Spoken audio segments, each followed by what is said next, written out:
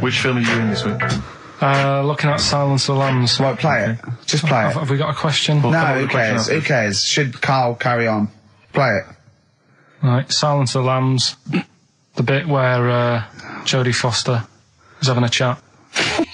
Good evening, Clarice. Alright. Just thought I'd come and see you. How very thoughtful. Don't mind me popping in though, do you? It's just no one else is interested in the sort of things I like talking about. People will say we're in love. Well, say what they want. Did you hear the show last week? We were talking about gay people, if they should have their own toilets or not and stuff. That was good. Yeah, it was alright, wasn't it? Got a good debate going. Enjoy doing the show. It's a favourite part of my week, really, just talking about weird stuff and that. Oh, Clarice, your problem is you need to get more fun out of life. I have a lot of fun in my life. You know, come and see you and spend a lot of time on the internet looking up weird stuff. Reading something about a hairy Chinese kid. There's another thing, there's a fella who, no arms and legs, is known as a pillar man. Everything you need to find him is right there in those pages. Bizarre magazine. Yeah, I get this. The hairy Chinese kid, what annoys me is he could sort it out. He could just have a shave, couldn't he? Do you know what I mean? No, he cuts. Does he? Well, he used some like EMAC stuff. Yeah, don't be getting funny with me, just because you're in a bit of a mood, right? You know you shouldn't eat people. Your eyes are bigger than your belly, I've always said that, so I'll see you later. Interesting. Atmospheric, moody, and the question is... okay, here I have it this. How many films have been made featuring the character Hannibal Lecter? How many films have been made? They haven't got time to phone in now, have they? No, they can email in, they'll have time. Do you care? I don't care. No, exactly. Ricky.gervais@xfm.co.uk if you can be bothered. If you're interested in you want a $4.99 copy on VHS of Silence of the Lambs. He's dissing that as well, Carl. Wasn't it that? Bit annoying, but that's it for this week. But remember what happened when... No, it's not. It's 9 minutes to 3. How can that... Tell him, Steve. No. How can that be it? It's 9 minutes to 3. What's he doing? Is he playing a record? Carl, what can I do to get back on your quiz team? You're not. Right. Songbird Oasis, right. Send Carl a little present. Send him some essential oils or something, or, a little lavender pillow, or just a little message. Send him a little message. Tell him it's all worth it. He's getting all grumpy, aren't you? I just get sick of it, that's all. It's not worth going through the stress for 30 quid every Saturday. You lying little... You'd get more than 30 quid. Oh, not much more. Anyway, Steve, who's the winner? The winner is Mike McNulty. He correctly answered the fact that there were 4 films featuring Hannibal Lecter. There's a downer now, isn't there? There's a downer. I think it was you, actually. I mean, I don't know, Carl. It's not like I'm just trying to win myself a place on your team, but I actually felt that Ricky was really I gave him grapes. I thought Ricky was discourteous, if that's a word. I thought he was rude, aggressive, unpleasant. As one person emailed in, a dickhead. So, someone also said you were fat and talentless. I don't like those emailers who do that sort of thing, but one of them said you were really, really annoying. Well, cheers for that, but you're still not on the team. They didn't like what you were wearing. So, back next week. What did he say? He went, cheers for that. Right, come on then, Carl. Right, so the film is Kes. You got to listen to it properly. At the end, there'll be a question about what's happened in there, so you got to listen, take it all in. I love the fact that in pole position, in positions 1 and 2 of his favourite films of all time, it's The Elephant Man and Kes. Yeah. That's brilliant. Yeah. Go on. All right. Am I leaving the mics open a bit when this is going out? Yeah, let's have a listen. Yeah? All right. So don't talk then, right? Just put that hot dog down, Rick. And this is the bit in Kes where it's the teacher and he gets up and he has to Glover. talk. What's his name? Is it Brian Glover? No, it's the other teacher. The other one. Anyway. Right, go on. All right, so here we go. Things that had actually happened. I've got another one. What about you, Casper? Casper! All right. All right? All right. You haven't been listening to a word I've said, have you? Yeah, I heard some of it. Yeah, you... Some of it? Just... Stand up. Always somebody, isn't there, eh? Right, now you're going to tell us a story about yourself. What sort of story? I want you to think of an incident that's happened to you sometime in the past that is true and that you think will interest the rest of the class. All right? Right. What about I work on a radio show at the weekend. Well, are you going to tell us about it? I'll just do. It's 2 hours, and it's with Ricky Gervais and Stephen Merchant, and just sort of play music and tell stories and stuff. What kind of stories? Well, whatever. Like last week, it was science. We were talking about this lad who was growing a knob on his arm. So it's weird. It's tricky, sir, because like with Ricky, he gets bored quick and he won't listen to the stories, and he'll start squeezing my head. All right. I'm not interested in what he does. That isn't normal, is it, sir? That. I mean, it sure is a bit gay. Is he? Just messes about, though. Do you know what I mean? I try and like come up with good stuff, like monkey news and like quizzes and stuff, but then he'll just, Ricky will just mess about. I mean, on Saturday he did it again. He squoze me head. How do you spell that? Squoze. S-Q... Oh, you're going to show us on the board. This is a new word to me. Squoze is S-Q-U-O-Z-E. I can't tell us what it is. It's when he gets me head and he puts one hand on the back of it, right? And he puts the other hand on the front of it and he just sort of swivels it. Swivel, right down the front. Oh, swivel's not. It's spelled S-W-I-V-R. How many times a day? How many times a day does he swells it? It depends what time he gets in. If he gets in about 12:30, he could get a good 3 in. But I think, I don't really want to talk about. You've done enough, don't you? Well done, Billy. Big hand of applause. That is the effort. Yeah. Wow. That's the best thing you've ever done, Carl. So that's Kez, right? Yeah. Got some good prizes there. Not bad, yeah, good stuff. Question is, how many times did I say Ricky can get? How many head squeezes can he get in before the start of the show? Right. So if you were listening properly, the answer's in there, right? And got some good stuff there. Got some DVDs in there, and some CDs, including some Jimi Hendrix stuff and other odds and ends. Good stuff. Brilliant. And just text in 83 XFM. All right. I'm excited, Steve. It's that time. It's that time of the week. Go on. Well, Carl's in a little film. Oh, that's what you're excited about? Yeah. Sorry, I thought you meant the show's almost over. Right? Yeah, no. Come on in, Carl. Right, so, I'm in One Flew Over the Cuckoo's Nest. Yeah. Took a scene from it. Yeah. Got to listen carefully in that. At the end, there'll be a question on, like, the clip that you've just heard. It's sort of like what they do in the Krypton Factor and stuff. So do you want to read out the prizes? Or just there's taste of things. It's a couple of rock and roll albums. We got the... Why is it called One Flew Over the Cuckoo's Nest? I can't remember. I think it's explained in the book, but I don't remember. I haven't read it for many years. If someone knows, just a quick email to do. I'd like to know that. ricky.gervais@xfm.co.uk. You can win yourself, if you get the question right, the League of Gentlemen Series 3. We got that Rock and Roll Legends again, the Best of Blondie, a nature programme, and the Old Grey Whistle Test, Volume 3. So if you're over 50, you'll enjoy that. Yeah. And just if you haven't seen the film, it's just about like a... What would you call it? Well, it's a guy who thinks he's going to get away with prison by going into a mental institution. It was a new experiment, but he finds out he can't get out and he's sort of trapped. And well, people know it. Everyone knows what. Just play it. I saw it last week, so just play it. All right.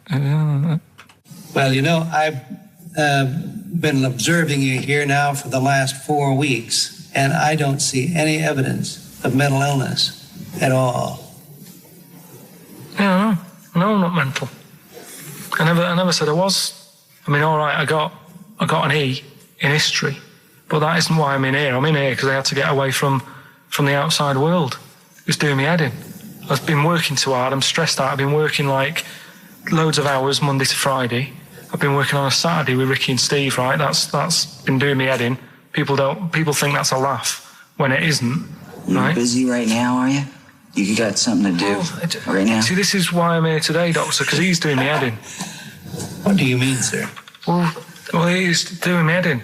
I came here to get away from Ricky. He is just as bad. I'm smarter than him, ain't I? No, you're an idiot, right? You're just... We're just good friends. No, we're not friends. And if you were a friend, you wouldn't be doing that to me, Ed. How do you mean that? Well, don't ask... Come on, I'll show you. Yes, Look what you've done. Get him out. Get him off me! Get him off! Now, let me just hold it right there. All right. You get off! Doctor, will you tell him? Murphy, don't hurt you, does it? Of course it does. That's it. Now hold on to it. Not too hard. You'll crush all the air out of it. You normally do... Get off! He normally does it harder than this, but... No, just warming up. Warm it up.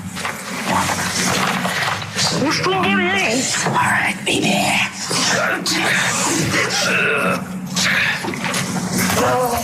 Get off! See what I mean, Doctor? That's what he's doing every day. The state of this. I don't know why you do it, because it's not as if you're going to crack it open. But I tried, didn't I? God damn it. At least I did that. I love it, the effort. Yeah. It's almost, I wonder if it's almost a strange premonition of the future. Yeah. You in some kind of home. All right, well... What's the question? Little question, then. What result did I get in history? Good. All right. Yeah, well, tricky one, that. ricky.gervais@xfm.co.uk. I'll text. Will we take text? I can't really bother to check the texts. All right, then. Here you know. Thanks for that, Rick. Sneezy. Yeah. All right, I'll play... Prentice Brothers, yeah, it's a lovely tune from their album, what's it called? Yours, Mine and Ours. Blinded by the Stars. Right, redeem yourself. Have you got the film thing you're in? Right, yeah, I'm in a film. It's Pulp Fiction this week. Right. Right. Changed it a little bit, tweaked the storyline a little bit. Okay. It's just... To make it better, yeah. It's just do you know, I've talked about Suzanne's hair and that? Yeah. About when she got it cut, didn't like it and that. Yeah. So it's sort of about that. Listen to it, there'll be a question at the end. You can win some good stuff. Yeah, well... Right? So, and this is the scene where they're in the restaurant, do you know, when they're about to do the robbery? Yeah, right. So it's not a restaurant, I've changed that, it's a barber's. Right. All right? Okay. All right. God. There you go, then. Is there going to be a question after this? Yeah. Okay. All right. Girlfriend came in here earlier. Had a haircut, I'm not happy with it. Look at the state of that. Well, don't laugh. Yeah? I mean, I don't want to cause any fuss, but just want you to sort it out. Afraid I can't do that. Well, you can do that, because it looks a mess. Look, my friend, this is just where you and I differ. Well, you've got to do something, because look at it. When she came through the front door at home, I thought Dave Hill out of Slade had walked in. Funny, I was thinking the same thing. Look, I don't want to cause any problems or anything. She hasn't even seen it properly yet. She sort of had it cut and came straight home and didn't look at it. Suzanne, just look in that mirror. Look what they've done to your head. God damn it, what is it? Suzanne! No! We're not going to do anything stupid, are we? I'm the manager here. There's no problem. What do you mean it's not a problem? Look at the state of her hair. Be calm, cooperate, and this will all be over in a minute. I want to go home. No, we're not going anywhere until they've sorted your hair out. I'm not walking home with you with your hair like that. It's embarrassing. So let's just get it... You die. No, forget having it dyed. Just get it cut. Colour's not a problem. Just sort it out. Just get rid of... Let's see what we can do. Right. Good. Look at it. Look at the state of it. I'm trying real hard. Suzanne, just keep your head still there so you can... Just hang in there, baby. You're doing great. I'm proud of you. Just sort that bit out there. Just cut that.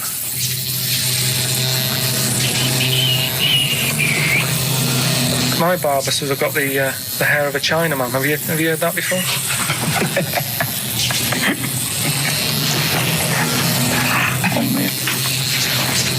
What?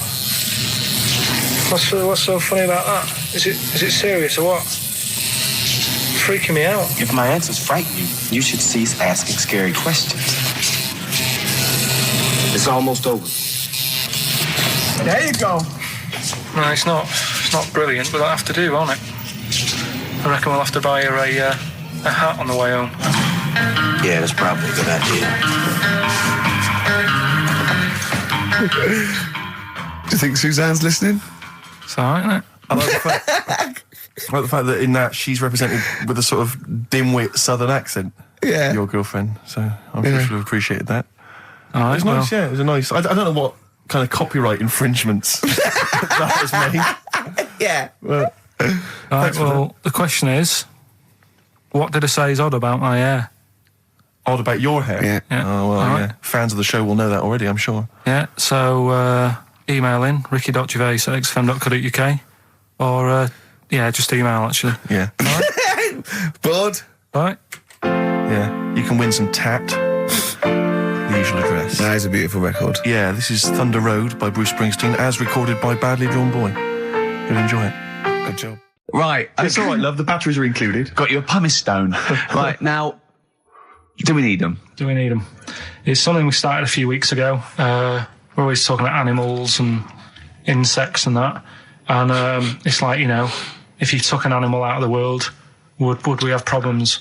Right? Would it make any difference? Yeah, would it make any difference? We did jellyfish last time, didn't we? Yeah. We sorted that out. The woman said we've got to keep them. We do need them because turtles eat them. Yeah. So I've moved on. Octopus. Do we need the octopus? Yeah. Let's find out.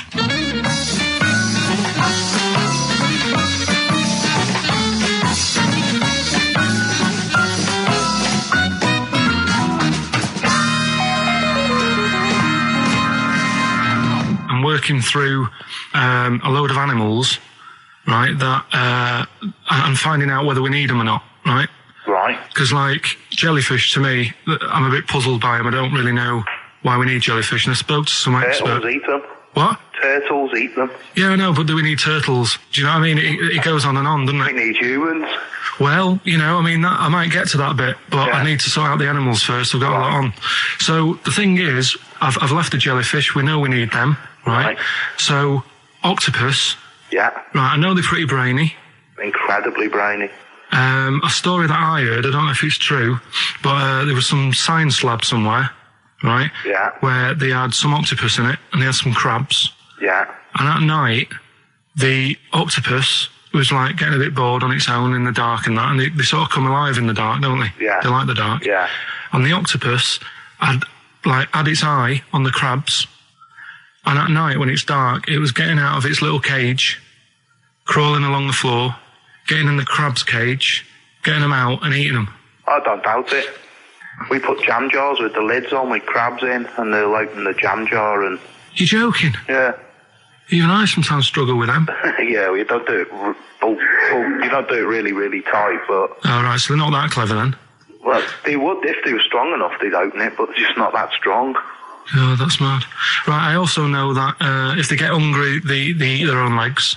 Yeah. Yeah? Yeah. They're deaf. Well, I don't know. I don't really know. Yeah, They don't live very long. They can squash themselves into small jugs. Oh, yeah, they can go in a demi-john through the narrow neck and that. Why do they need to do that? Because they're the sort of crevices and holes that they're hunting for crabs and things through. So, would they be better if they were smaller? Do you know what I mean? I don't know. I really don't know. Yeah. But octopus then, if Noah said to you, we're having a clear out. Yeah. We've got too many animals to look after and that in the sea, taking up too much room. Right. Do we need them? I think there's other less useful things in the sea than octopus. Limpets, they could go. Limpets? Yeah, they just sit on a rock and do nothing for 50 years. But they're not getting in the way then. How big are they? Well, not very big. Yeah, you see, I might come round to them, but I never think, I'm sick of seeing these limpets. Whereas octopus, crawling about, opening jam jars and that. You'd never see them, though. They're really rare. Wow. We get 2 or 3 caught a year. It's quite amazing. Do we need them? Yeah. Yeah? Yeah. Well, we'll just have to keep them then.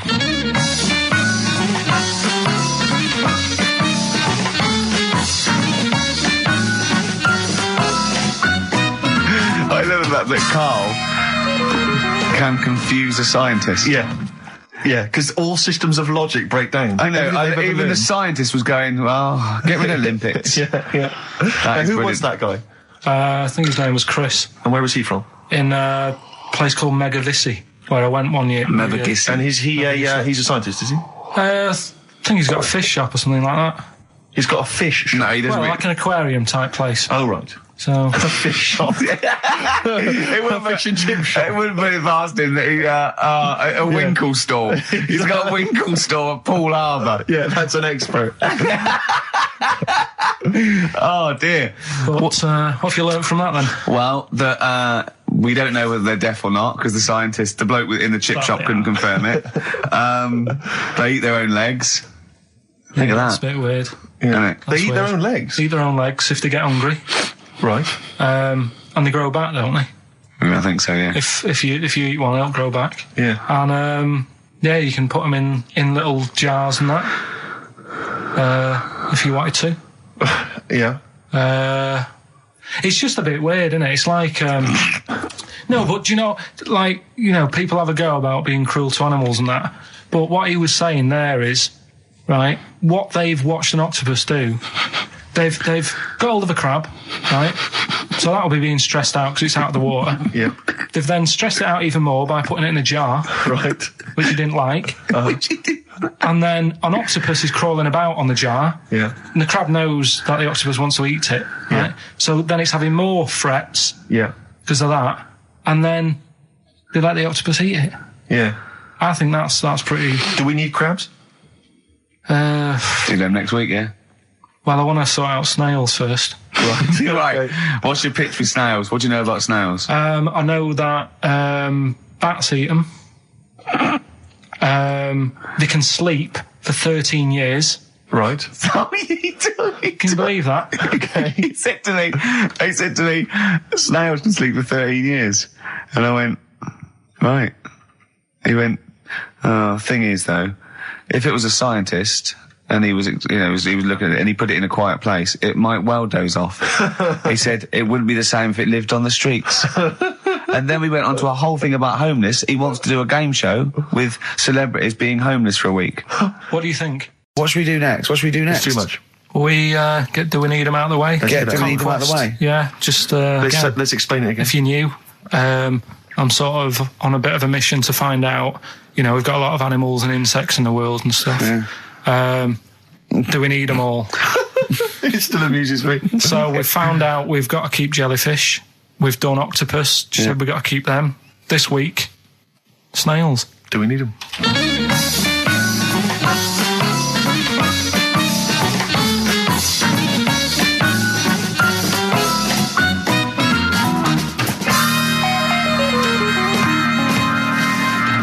Just doing some research, right? I'm sort of working my way through different creatures and insects and stuff that's on the planet. Yeah. Right? And finding out if we need them or not. Right? Yeah. Do you know much about snails? Sea snails? Well, yeah. Snails in general. I don't know much about snails, land snails. I know a bit about sea snails, like whelks, top shells, that sort of thing. Would you say they're important? What sort of sense do you mean by important? Say if we had to sort of get rid of some animals and insects and that because we're running out of room. Right. Do you know what I mean? Because I'll tell you what I know about some snails. I don't know if this applies to sea snails as well. I mean, I called you today because a lot of other places are shut. Yeah. Right? So I know they like to eat stamps, apparently. The glue on stamps. They love it, right? Right. Apparently a lot of letters and stuff aren't getting to where they're meant to be getting because snails are crawling into letterboxes and eating the stamps. That obviously doesn't apply to the sea ones, but that's a problem they're causing. All right. Were you aware of that? No. No? But you're glad you answered the phone today? Right? They love beer. Beer, yeah. Who doesn't? And also, I don't know if this is right, but I heard that they sleep for 13 years, or can do. Right. I wouldn't know if they can sleep for 13 years or not, but... I mean, sea snails are pretty important. Yeah, they do quite a good job in the sea. They graze on algae and they provide food for other animals. I mean, you can say that about any fish. Oh, any animal, why do they exist? Would you be upset if, someone said, we're getting rid of them? Oh, yeah. You would be? They're an animal, I wouldn't...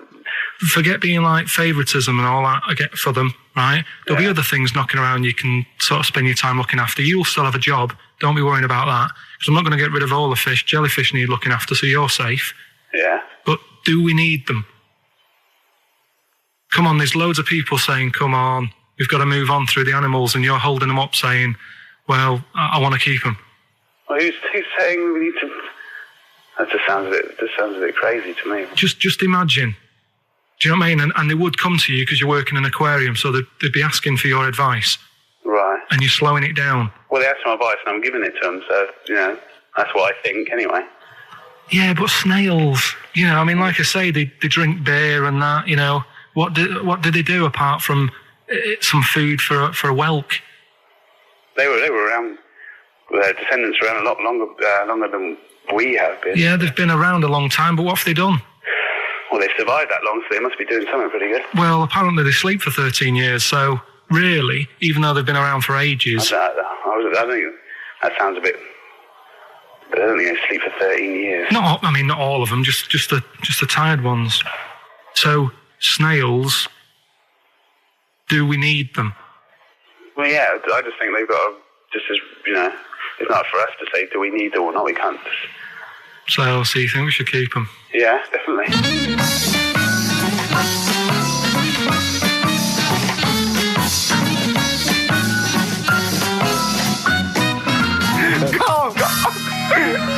Carl, I'm proud of you.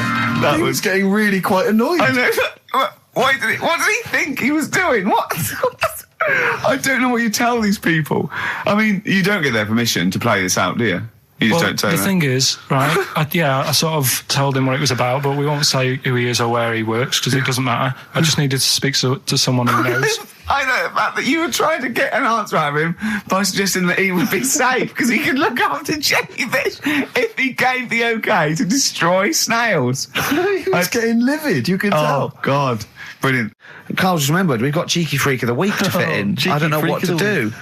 What's your Cheeky Freak of the Week? Quickly. Just throw that away. Right, well, it's just like, we look at Cheeky Freaks. Is this show offensive in any way to some people, do you think? Ding dong.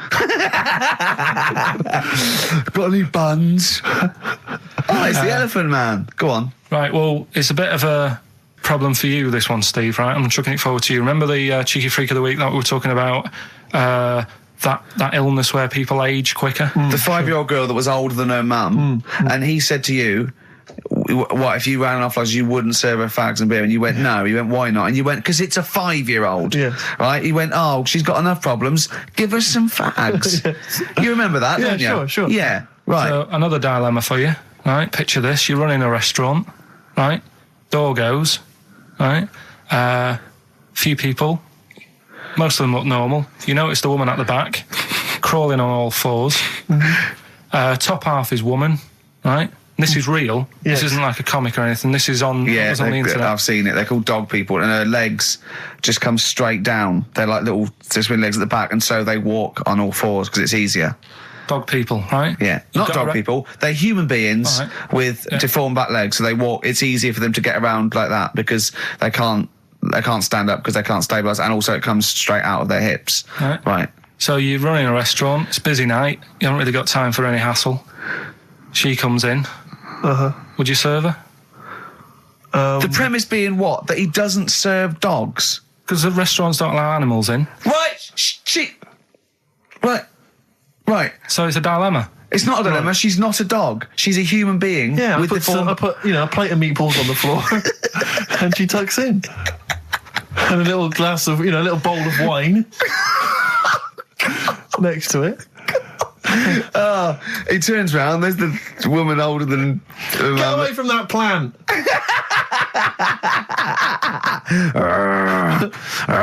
Is service included? Oh, dear.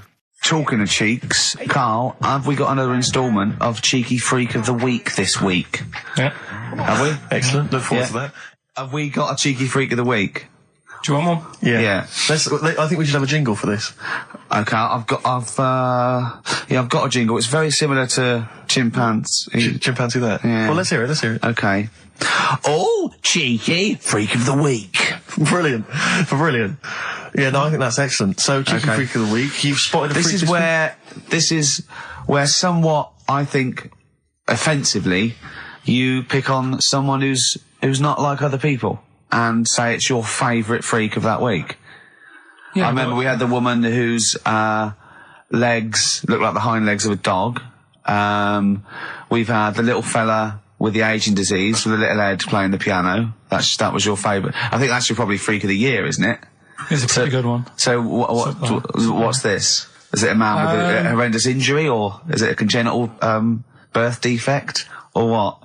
Yeah, but you put it like that, and now it sounds like I'm being tight. It sounds like I'm being out of order. But I'm just giving him a mention. Just giving him a big shout out. Right.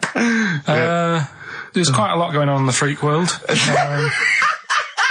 There always is. You've been visiting hospitals the last week, have you, when we were away? No, there was a thing on a website. This isn't even the one that I've picked, so... So this is just a bonus? This is a bonus freak. Yeah. Yeah, go on then. This is a free freak, right? It's a fella called the Lobster Man. The Lobster Man, of course. Again, good name, you know what you're going to get. Yeah. What are you going to get? Some succulent meat. I like the idea that the vicar on the christening suggested that. I don't want to call him Mark. Can I make a suggestion? Yeah. Look at his hands. What's his name? Mark Michael Webster. Right. Right. Have you thought about a nickname? Not really, no. Have you looked at his hands? Yeah, we don't want to talk about that because do you know they look a little bit like lobsters? Well, yeah, but it's quite deformed. It's like, you know, we can't... I suggest Lobster Man?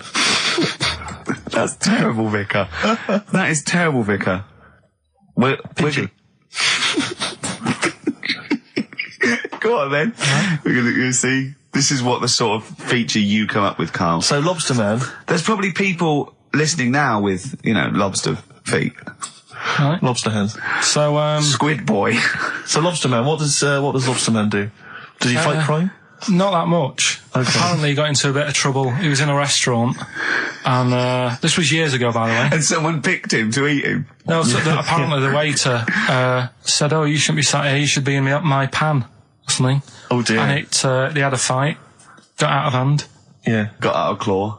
And, yeah, so that was... What do you mean they had a fight? What did he do? A waiter took the mickey out of someone with... No. No, can I just make clear? I'm assuming his hands look a bit like those of a lobster. Yeah. Yeah, well, it's fused, so it's just like two big fingers. They're fused, I assume, probably in the womb, and they're just like, instead of like having 5 digits, they're fused in it. But he can pick stuff up, can't he? Yeah. What does he pick up? He mainly eats crabs and jellyfish, doesn't he? Yeah. Yeah. So he was having a fight with the waiter, he snipped off his nose. Right, so anyway, he just held on to the waiter's bib. Yeah, and the waiter was screaming, "Go and get him off me." Yeah. So anyway, does he eat other lobsters? Does he typically would eat lobster, or is it kind of? Would he feel bad about eating lobster? Right. The little cheek of the freak that we've gone for anyway. The what? The little freak of the week, cheeky freak of the week. We've gone for this Siamese lad. Okay. Right. Happened back in. You can't have a Siamese lad, can you? All right. Yeah. This Siamese twins happened back in 1693. Oh, he's got a date. Blimey, that's the first time ever. Yeah. And all it was, he was doing all right for himself. He used to go on those circus things he used to do. They're two people you're talking about, Carl. So we're going to him. All right then. All right. They did this circus show, right? Yeah. And everything's going well. They're selling out the tents and stuff, people coming to see them. Yeah. He was doing all right for himself. Yeah. Right? Sorry, before I said that, did you think a Siamese twin was a man with 2 heads? Well, it can be, can't it? It depends. There's 2 people, they're conjoined. No, but it depends, doesn't it? The one that I shown you in that book that time was a fellow with 2 heads. No, it wasn't. That was a stupid picture in one of your stupid books that he had a growth that looked a little bit like it had a face on it. It wasn't a man with 2 heads. You're the same sort of people who send potato chips to restaurants and say, "Doesn't it look like Norman Cook?" Yeah. It's not 2 heads. We'll bin this feature. No! No, they're two people. They're two people. Conjoined twins. Right, so these... they just happen to have a similar taste in clothes. Okay. Anyway, so they were doing all right, and it all went wrong when he crossed the road, got run over. The lad with two heads got run over. That's it.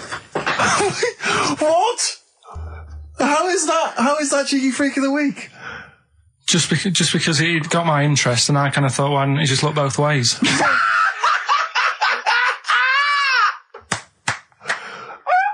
I'm intrigued to know why wasn't he looking both ways? I'm intrigued to know how you get run over. What was it, 1629? Yeah. Well, it's horses and that, wasn't it? Yeah. Oh, why wasn't he looking both ways? Karl Pilkington, you are a genius. Play a record, you fool. Cheeky Freak of the Week, do you want to... Oh, definitely. Should we do Cheeky Freak of the Week? Cheeky Freak of the Week? I can't wait. I'll always do these. I'd start off with these. Alright, well, let's have the jingle for Cheeky Freak of the Week. Oh, no. Do you remember it? No. I remember it. Oh, Cheeky Freak of the Week. Brilliant. Something like that? I want some more, though, because that was slightly half-high. Oh, Cheeky Freak of the Week. Excellent. Right. This, we're going back again. Yeah, 17th century? Well, it was 1829, right? Oh, I'm impressed. Now, the problem is with Cheeky Freak of the Week... not so much the week, is it, if you're going back to 1829? Well... Not even of the century. You haven't even done Cheeky Freak of the century. There's... What's the problem with Cheeky Freak of the Week? Just because... Other than the sort of moral implications. Yeah. Well, last week, it was a fellow with two heads. Yeah.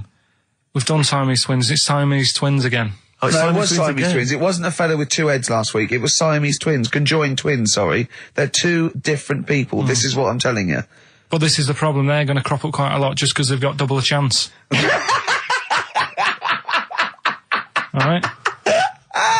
Oh, please don't write in and complain. He knows not what he does. You understand, don't you? Karl will actually feature one day in this section. Yeah. So, right, go on, Karl. We're going back to 1829. Yeah. All the way back there to 1829. It's a retro conjoined twin link.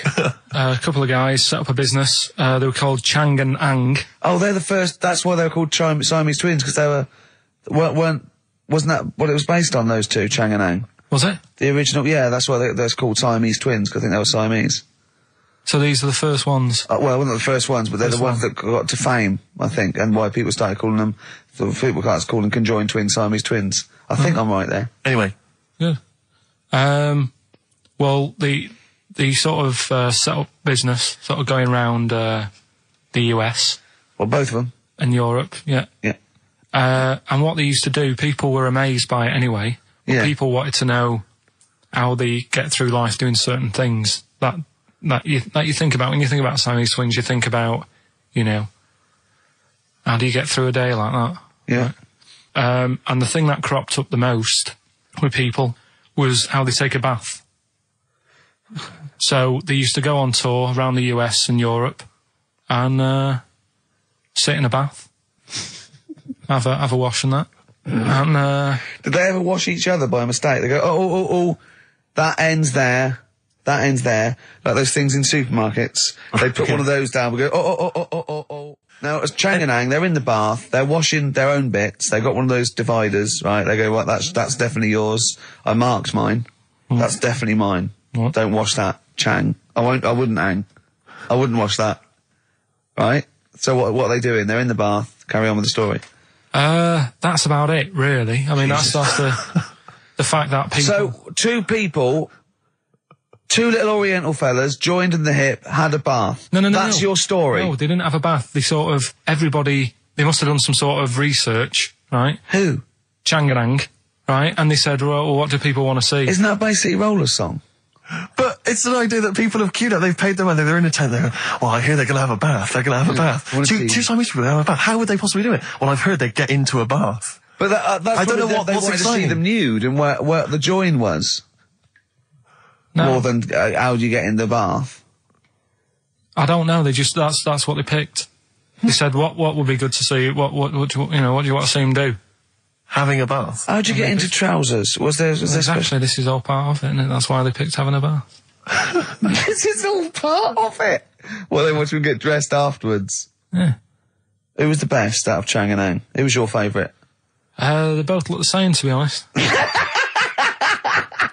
There's a surprise. One was a short ginger woman. Oh dear. Is there anything what would be better than having a bath for you when you'd seen them? What would sort of make you go, I wonder? One of them pulling and the other one going home alone. Yeah. I go, look, she's definitely up for it. I'm taking her home and go, what am I going to do? Can I watch? Definitely not. Definitely not. Look, you go to bed. I want to wine and dine her. But if he's got back to their place and they're going at Hammer and Tongs, but are you saying one of them? No, Hammer and Tongs were their cousins. Right. They lived miles away. Yeah. If one of them gets knackered, can the other one take over? God, I think we play a record. That annoys me. What? That sort of being at it all night. What do you mean? Let's put a song and I'll come back What to do you it. mean? No, come on. Seriously, because... Okay. R.E.M., yeah. Well, after R.E.M., Night Swimming, being at it all night, and why it annoys Carl. Cheeky freak? Controversial cheeky freak of the week, where Carl finds a human being with some sort of congenital or imposed deformity, or so and we talk about that in a wry way. Do you think that's big and clever? No, but that's just it. It's never about taking the mickey out of someone, right? It's to make you think. I'll tell you what isn't big and clever. How lucky you are. A dwarf with learning difficulties. Nice. Yeah. Well, we'll explain it to you. I think I do more than press the buttons. Right, see, this is it, right? Carl has had a little strop on since last night, okay? And He's had a little strop on? Yeah. You said strop on. I just wanted to clarify. And, I don't know why. He says that I'm an annoying person. He says that I wound him up, right? Which I don't know. He says that you're winding up because you're sort of like negative about everything. Negative? Yeah.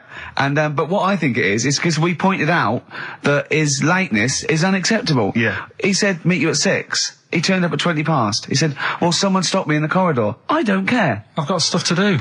We had stuff to do. I think we're a bit busier than you, Carl. You've got one job. We've got loads of jobs. I keep telling you that. Yeah. You've got one job in a little room, a 9 to 5 there, that you don't even get done in 9 to 5. That's why you're late and mucking around all the time. There's loads of work to do. Yeah, one job. No, cool. It's not. It's one job with a lot of other jobs in it. It's like those little Russian dolls you get. Right? Well, it's not, is it? Go. Yeah, it is. Yeah. Everyone thinks, he only sits in his studio messing about, making songs a phrase. That's what I do in my free time. Which we've got coming up later. Super slick. Songs a phrase, we're doing that, you can win some stuff. Yeah, we've got the film that we haven't done for the last 2 weeks. The final film, we won't be doing that. Let him down, there's 2 weeks. So you're 2 weeks late on that. Yeah, can I just ask, guys, is there going to be some great music? Yeah, well, what about something from the only ones? Yeah, Planet. Brilliant. Right. Songs a phrase coming soon. Is it? Yeah, what is it this week? What's the phrase? We're, remember the story I told you ages ago about my neighbour having a horse in their house? Oh, yeah. Having a horse. What's happened with that? Lenny Henry doing it as a series? So, and people nicking your ideas left, right and centre? Well, that's the phrase we'll be using anyway. What? My neighbour had a horse in her house. How many words is that? 6. My neighbour had... So, there's no grammar either. My neighbour had horse in house. My neighbour had horse in house. What is the phrase? My neighbour had a horse in her house.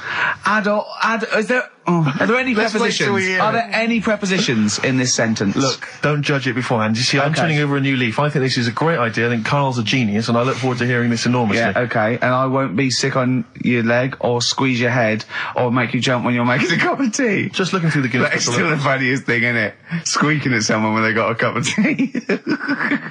Right. It's a good game. Drink 8 pints. Go on. Songs a phrase. Songs of phrase, nicely done. Right, we'll get this going. How do you feel, Carl? Yeah, Again, disappointment. Right. Disappointment probably to your family and friends. Well, I don't think they'll be that gutted, to be honest. Right, songs of phrase. Well, Carl, why don't we play We'll come back with songs of phrase, because it's a big tease. People love that. Yeah. It's one of the hot new We've got quizzes. one more thing for you to eat. No, I'm not doing any more of that. Seriously. Play a song? Right, songs of phrase next. Right. That was rubbish, that half hour. Rubbish. That's great. Roots. The Seed, XFM 104.9. I bet that is a record. Eating grapes whilst DJing. Possibly. I'm assuming if there's any listeners out there that have a record-breaking attempt they'd like to see Carl undertake in future weeks, they should email in. I think Jono's got that one. Right, what have we got then? That's that. Right. That's the silliness aside now. Let's get on with the proper show. Right, songs of phrase. Yeah, let's do that. On to the classy stuff. Yeah. Do you want to do the prizes first? Right, no then, where are they? Here they are. I haven't seen these, but I'm excited as ever. Alright, we have a t-shirt there, arbitrary t-shirt that you have probably stolen off of someone. What does it say? Is it the Red Hot Chili Peppers? So if you found that's not too bad. It's a big t-shirt there. On DVD. This, should you be giving this away? This looks like it's the film Don't Say a Word. Yeah. And it's, it doesn't have all the proper packaging. It's literally the disc, the DVD disc, just loose. So enjoy that. The current album from Oasis, Heathen Chemistry, DVD, on DVD, The Life of Mammals, the complete series, the David Attenborough recent DVD, that. Walking with Cavemen, which I think is a DVD, it's currently on TV, isn't it? And, well, there you go. Also the X-List, which is a good new compilation, double CD compilation from XFM with loads of stuff on there, including Nerd, Snoop Doggy Dogg, Athlete, all sorts. Go on then, Carl. So not bad, actually. Nice one. Well done. Right, so, yeah, it's a phrase that's been said at some point, or said a lot on the show. We've had, like, Hairy Chinese Kid. We went back to, my mum had wind for 5 minutes and that. Today we're looking at, my neighbour had a horse in a house, right? Yep. If you remember, we were talking about that probably about a year and a half ago now. Yeah. Yeah, of course, right. Of course we remember. They've been talking about it ever since, Carl, I imagine. Yeah. Well, it's famous. It's a world famous phrase, my neighbour had a horse in her house. Right, so this is, this week's Songs of Phrase, and what I've done is I've got songs with those words in that make up that sentence. Yeah. You get to email in ricky.gervais@xfm.co.uk. There's 6 different songs, right? You email in with what? I don't know, there is 6. Me neighbour had horse in house. Is it really that sentence? My neighbour had a horse in her house. It does work, honestly, it works. Okay. Yeah, okay, don't bother explaining it, just play it. Right, yeah. So here's the, here it is. We're just gonna do it. Had horse in a house. Right? What in God's name was that? Yeah, name the 6 songs. Had horse in a house. Huh? Are we naming the artists or the songs? Either. Artists. Anyone who gets anything can get a prize. What's more, Carl? Artists, here we go. Had horse in a house. That's tricky, Carl. That's very hard. Once more. Had horse in a house. Email in ricky.gervais@xfm.co.uk. I'll give it Another letdown. Another letdown. It's brilliant, this. No. How can you just say that after I've just been stuffing grapes in my face and that? Well, you failed. You didn't get one burger in, right? Even when you tried to chop it up, there's 3, right? So that's it. Well, Steve, out the goodness of his heart, went to McDonald's. Okay, I got some grapes. At 62. That's got nothing to do with this, though. This is my game show here.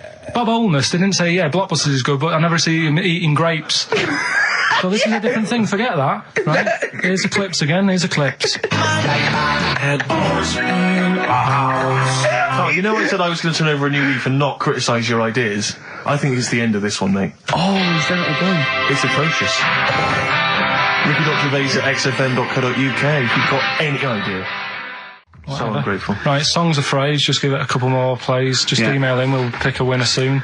ricky.gervais@xfm.co.uk. Well, this is rubbish this week. No one knows it because it's rubbish. Steve was right. Had horse in a house.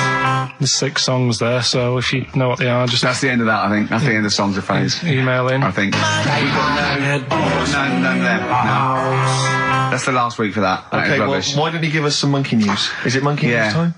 Come on, monkey news. We'll play a song and we'll... No, do monkey news. Let's play a song. Oh, it's a great track.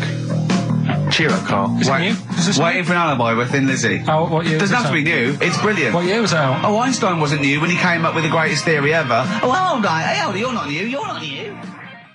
You know, we should give the prizes away. Yeah, well, this has been dreadful. This thing. We started off well with him trying to force burgers in his mouth, and then he come up with this tapped. I mean, this is the end of this because it's. I mean, it was shoddy to start with. No little Dio couple. Well, this is not only. Well, I'm just saying. This is what I was saying in the pub yesterday when you try to be sick on my leg. I was saying, come up with new ideas if you don't like them, but you diss them on air. Well, it's just disappointing, isn't it? And right. What's that? I was disappointed when I was choking before. We were disappointed as well. Yeah, you didn't try. You didn't try with the grapes. You were just like chewing on that. You meant to just throw them in and swallow them. Songs of phrase. It was 6 songs. It sounded like this. Boring. Head boys in a house. Right, what are they? Just give the answers. 6 songs there. We had Lionel Richie, My Destiny, for my. Tricky. Neighbour. Oh, that's XFM. Ooh. My Neighbour was Space. Neighbourhood. Had Harry Connick Jr. Had to be you. Yeah. Right. Had a Neighbour had a horse. Horse America. Yeah. We had a horse. In was Lisa Stansfield with pathetic. In All the Right Places. Oh, pathetic. Did anyone get that? No one got that. Animals. So that was pointless. All right, well, the most anyone got was 3, and so we're going to give it to Deborah, and that's possibly Deborah and Kate. They got at least 3 of those, so well done. Well done. Yeah, there's prizes on the way. That's the end of that. What have we got? What are you providing then today? Have you got a quiz for us? Yeah, we've got, what's her name if you want? We've got what? What's her name? What's her name? No, Is that a new one? Don't know. Yeah, what's her name? Yeah, what girl am I thinking of? Songs of phrase. We've got that coming up. All right. Yeah. Okay, so quiz time. I know everyone's been looking forward to this. Which quiz is it this week? We're going to play along because he's done Songs of Phrase where he cuts up bits and pieces from records. You have to guess the title or the artist, and makes a well-known phrase, i.e. a phrase that we've said a lot. And the challenge is that me and Steve have got to try and work out what it is as well before we will tell you the phrase, but let me just see if I can guess. Play it. Tell me why, tell me why, tell me why. Play the game or swing. Right, I know what that is. I didn't hear it. Can you play it once more for me? I know what that is. Right, it's why don't they play the game of swing ball? Because that's what he said when he turned on and saw people in wheelchairs playing tennis. And his point was... Tell me why, tell me why, tell me why. Play the game or swing.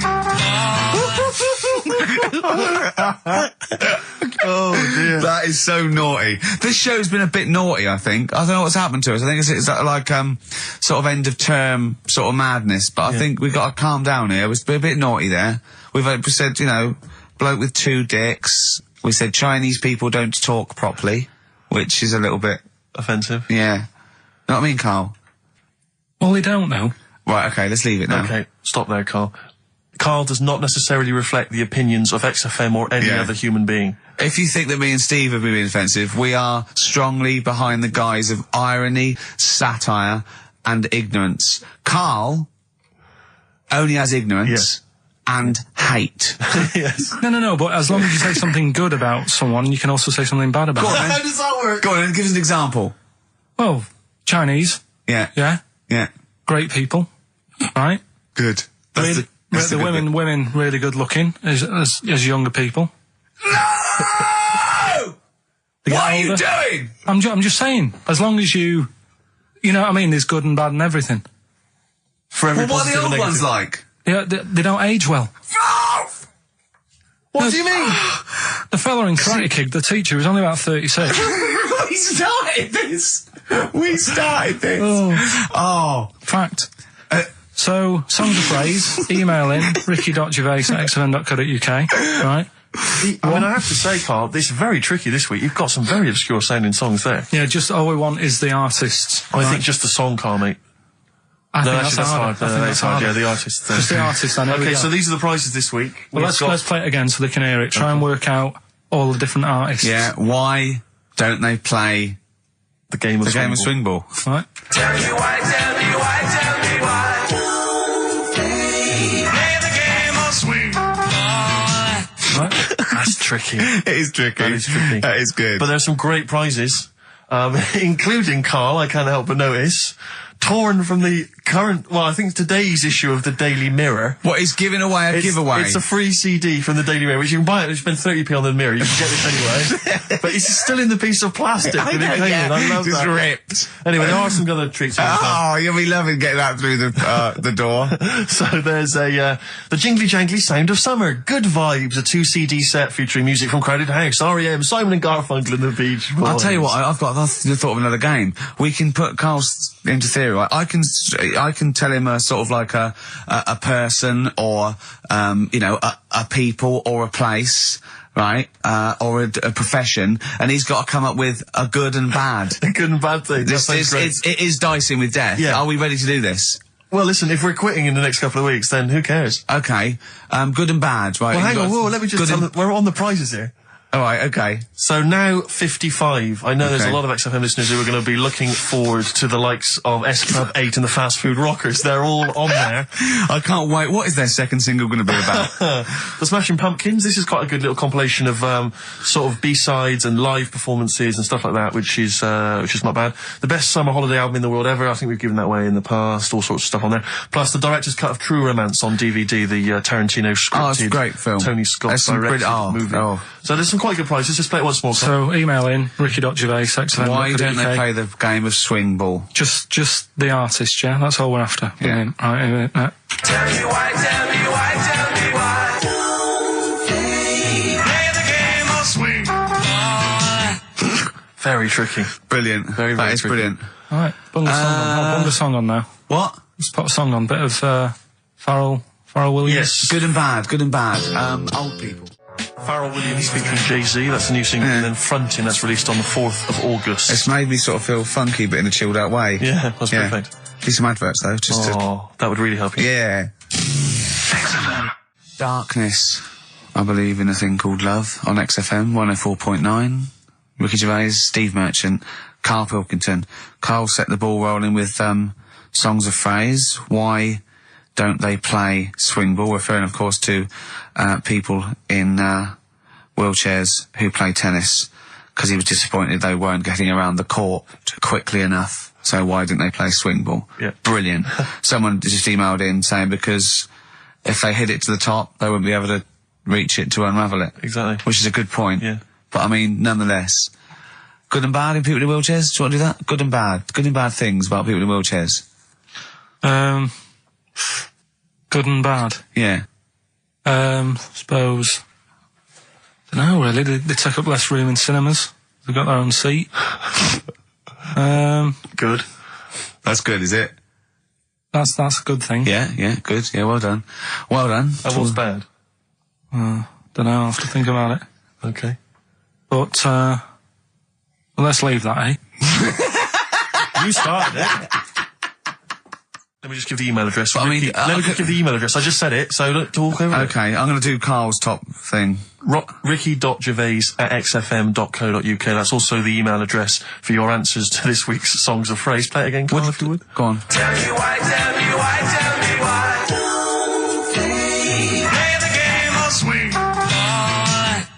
We just want the artists, is that right? Yeah, that'll do. I've got two that you don't like. Not that you hate them, but that you sort of like, don't agree with them. Would Liverpudlians be in your list? Probably. What about gay fellas in toilets looking at you? Well, I think they've sorted that out. So.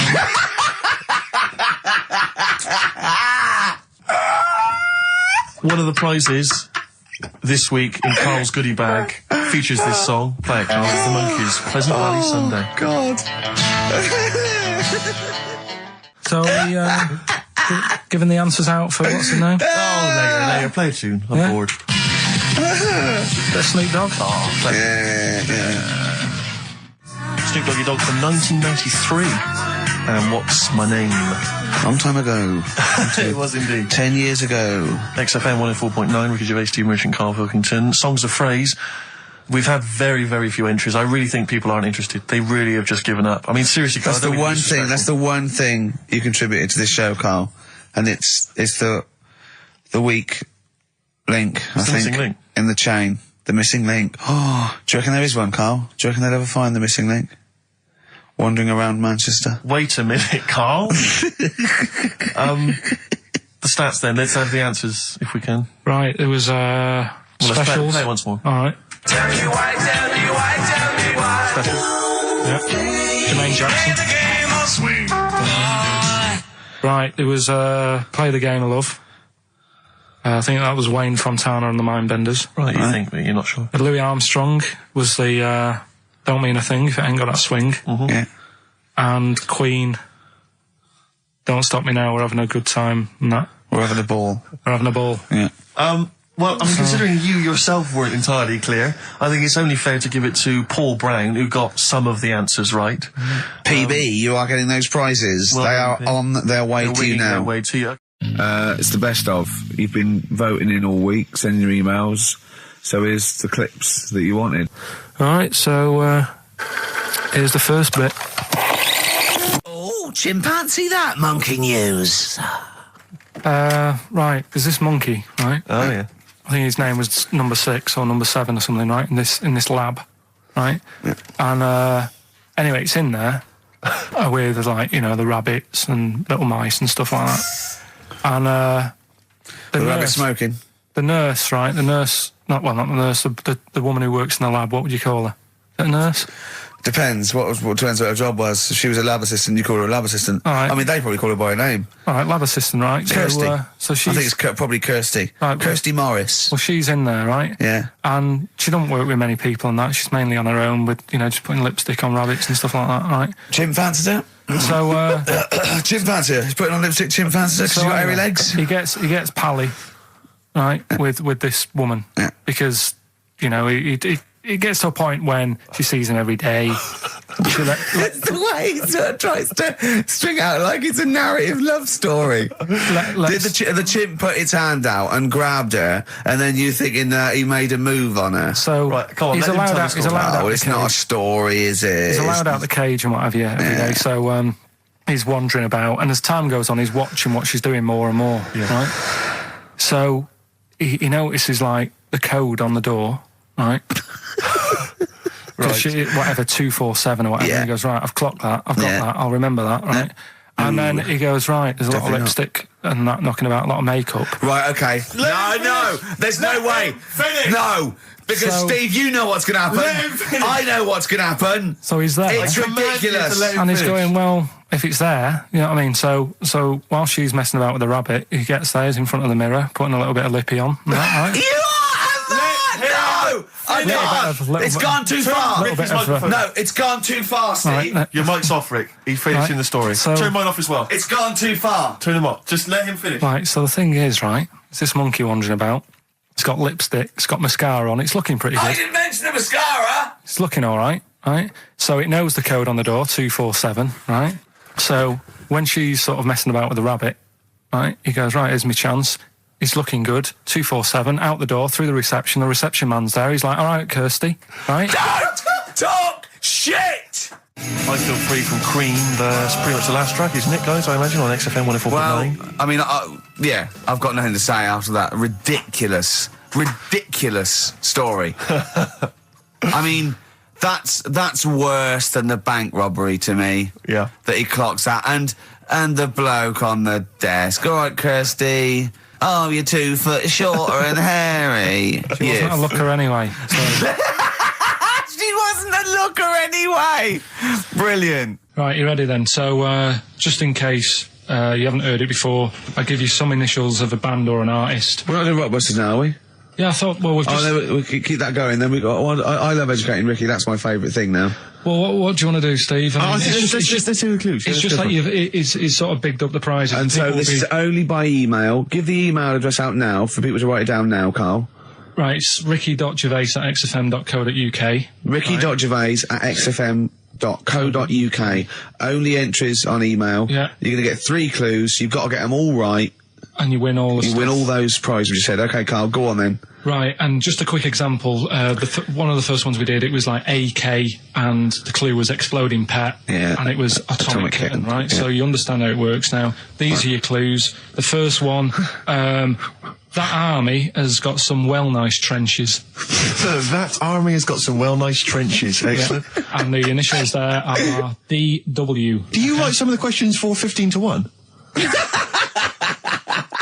Go on. So that army has got some similar phrasing. Trenches. Okay. Okay. The second one. What were the initials there, Carl, on that person? DW. DW. Yeah. Right. The second one. The top of them curtains are all wrecked. All the materials all worn. He acts it out though. We've got to get him on telly. We have got to get him on telly because his little face and his gestures. That's the second one. The initials being HV. Okay, the top of those curtains are wrecked. All the materials all worn out. Right, HV. And the final one is the final clue. I was in Texas the other week. Right, I tripped and landed on my knees in a puddle. What's the initials? WH for that one. So I was in Texas, I tripped up, landed on my knees in a puddle. So that's WH. Incredible. You've got it! Is it great? It's fantastic! It's desperate. Okay, time to join the record. Do you remember you're playing for these compilation albums? We got the Fatboy Slim DVD, Linda Green on VHS, and of course Executive Decision starring Kurt Russell as well. Oh God! So, Steve, do you want to pick a winner? I've got a winner when you give us the answers. Okay, so the first clue was that army has got some well nice trenches. Yeah. That was DW. Who's that? Dandy Warhols. That's brilliant. That's brilliant. That's good, yeah. The second one, the top of them curtains are wrecked, all the material is worn. Yeah. HV, that's Holly Valance. Oh, he got a phone call for a woman saying I haven't heard it, and he was talking to her off air, and she went, what is it? So-and-so them curtains. She went, oh right. He said, you know the thing around the top of the curtain is a palmet, not a valance, and he went, cut her off. Yeah, but my auntie's always making balances on everything. I'll tell you about that next week, right? I'm looking forward to that. Right. Is this the one that farted for 5 minutes? Yeah, the very same. Yeah. Right? So we'll talk about that.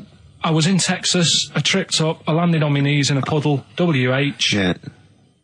Wet Knee Houston, right? Wet Knee Houston. Yeah. So, You're a maniac. So, who's a winner? We've got Pete, Catherine and Laura in Newcastle upon Tyne. They're listening online, I assume, and they're going to get Digital. those great places. And remember, they got loads of stuff. They got the DVD here, they got Linda Green, they got Stone Roses, they got another compilation, and Executive Decision. No, like, again, I spoke to you in the week, and I had much better things, like when I tell you about Brian Blessed climbing Everest, and for some reason it made him, it played havoc with his belly, and he followed through and he had to clean up. Shut himself? Yeah, using ice and snow. Why are you telling me that Brian Blessed, in what way is telling me that Brian Blessed shit himself once in any way educational?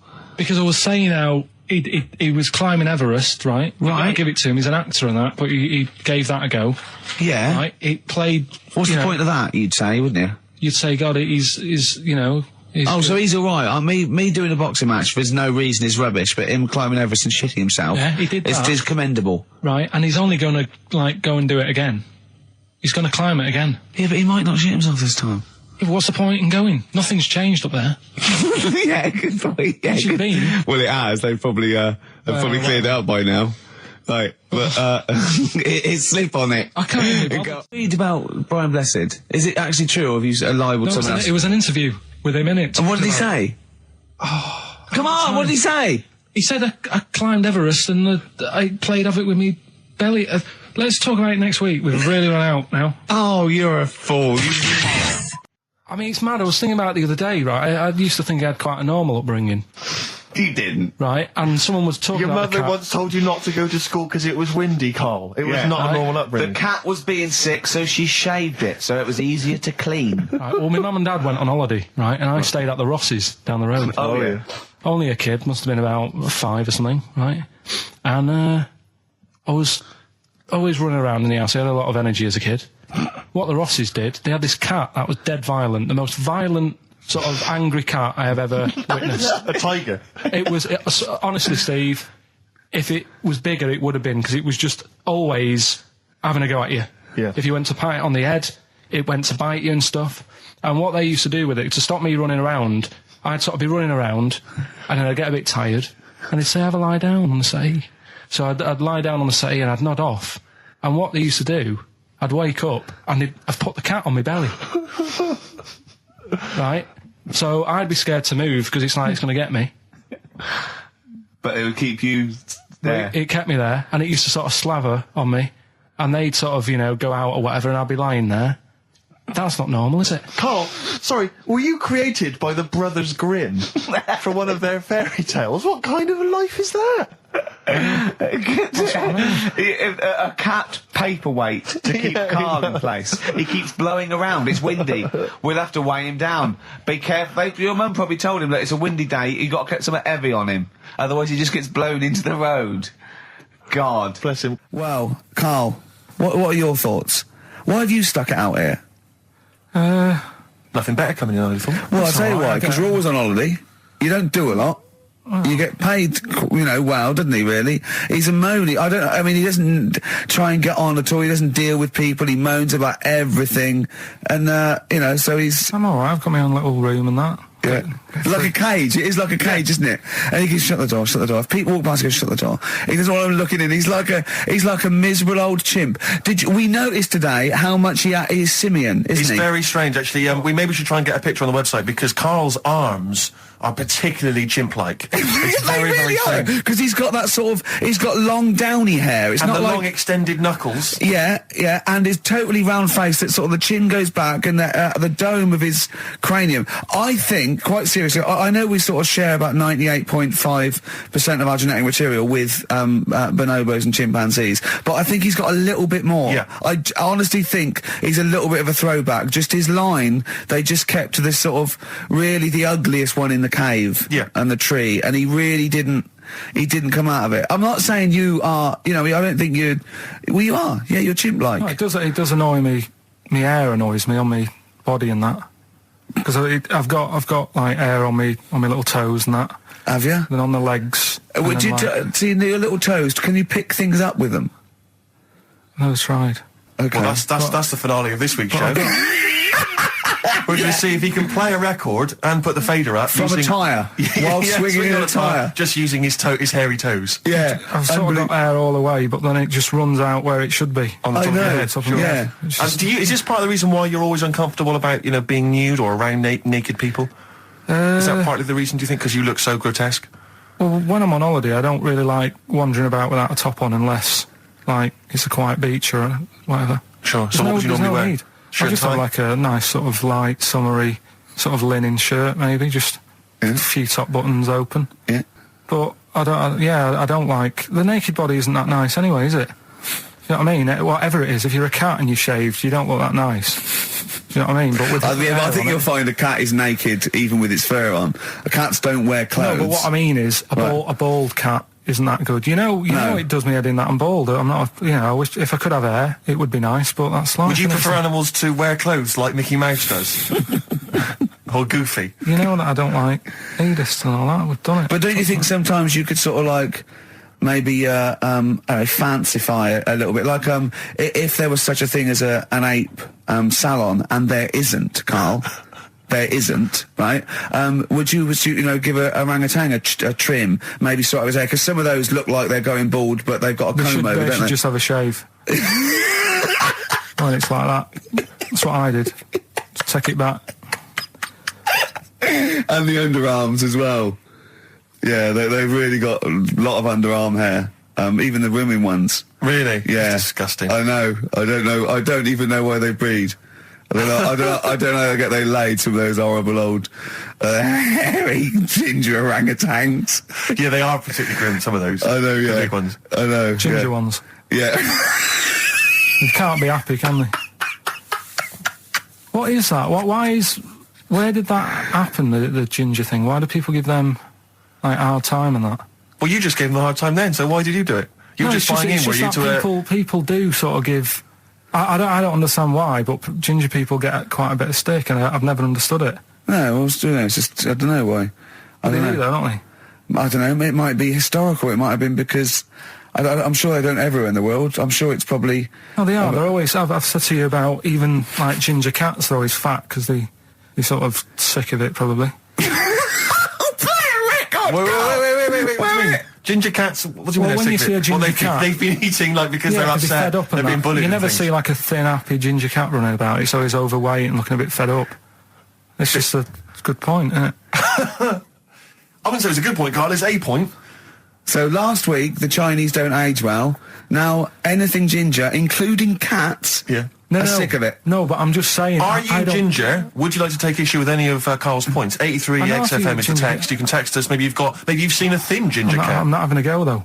That's what I'm saying. I'm just saying it's weird how people give him a hard time. And it's if I could have hair, I'd go for ginger hair rather than being bald. Really? Mm. That was Radiohead and They're There. We're Not Here, alright? Pre-recorded. Coming up is one of Carl's little things. Enjoy it. I've got that feature Educating Ricky, which is a bit of a play on words as well. Right. Do you know the film, Steve? Educating Rita? Yeah. I see what you've done. Go on. I'm doing that and I teach Ricky stuff. What do you teach me, Carl? Well, I've got a few different topics. Go on. Do you know, like how you taught me about Hitler and Che Guevara and Winston Churchill? Mm-hmm. I'm going to come in with topics every week, and this week I've got ghosts. Hanging bacon is one of the topics. Say that again. Hanging bacon. Hanging bacon. All the titles. Francis Bacon. No, all the titles are sort of named to sort of tease you and get you more interested in it. Hanging bacon. Well, you've certainly intrigued. Go on. What's another title one? Hairy Chinese kid. I'm going for that one. If there was a university degree with that title. Yeah, no, I'm going to go for hairy Chinese kid, I think. The final one, Alien gives man a beard. Right. Alien gives man a beard. I am going to burst. Right, listen, Carl, you've got to tell me. Right, first, let's do it in reverse. No, we're not going to do it now anyway. What do you mean? We've got to do it now. I mean, this is the first interesting thing you've said in an hour. Okay, the listeners have just been subjected to rubbish and mistakes and everything for the last 6 months. Please, we've got to do Alien gives man a beard. What is that? Tell us that. Right. Sorry, this is just you telling me something, is it? This feature is you telling me something. I'm teaching you something. Educating Ricky. Huh? So are we playing it now? We're already into this feature. Well into this feature, are we?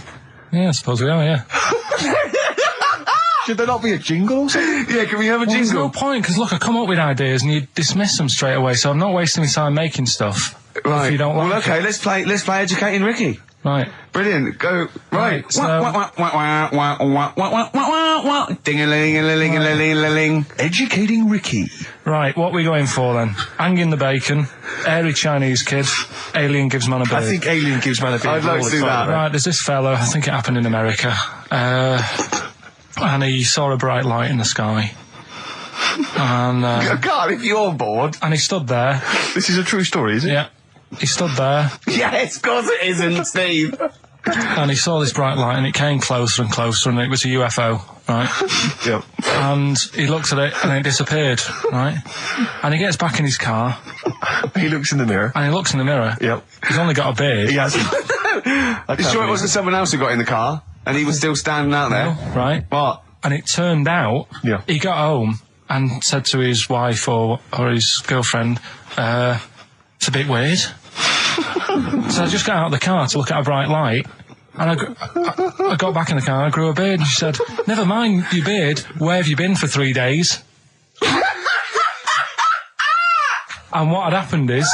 He passed out because he was pissed? No. The UFO had taken him for 3 days. Yeah. But he'd only thought that he'd only looked at it and it went away. Yeah. But what had happened is he took him and he grew a beard because he hasn't had a shave.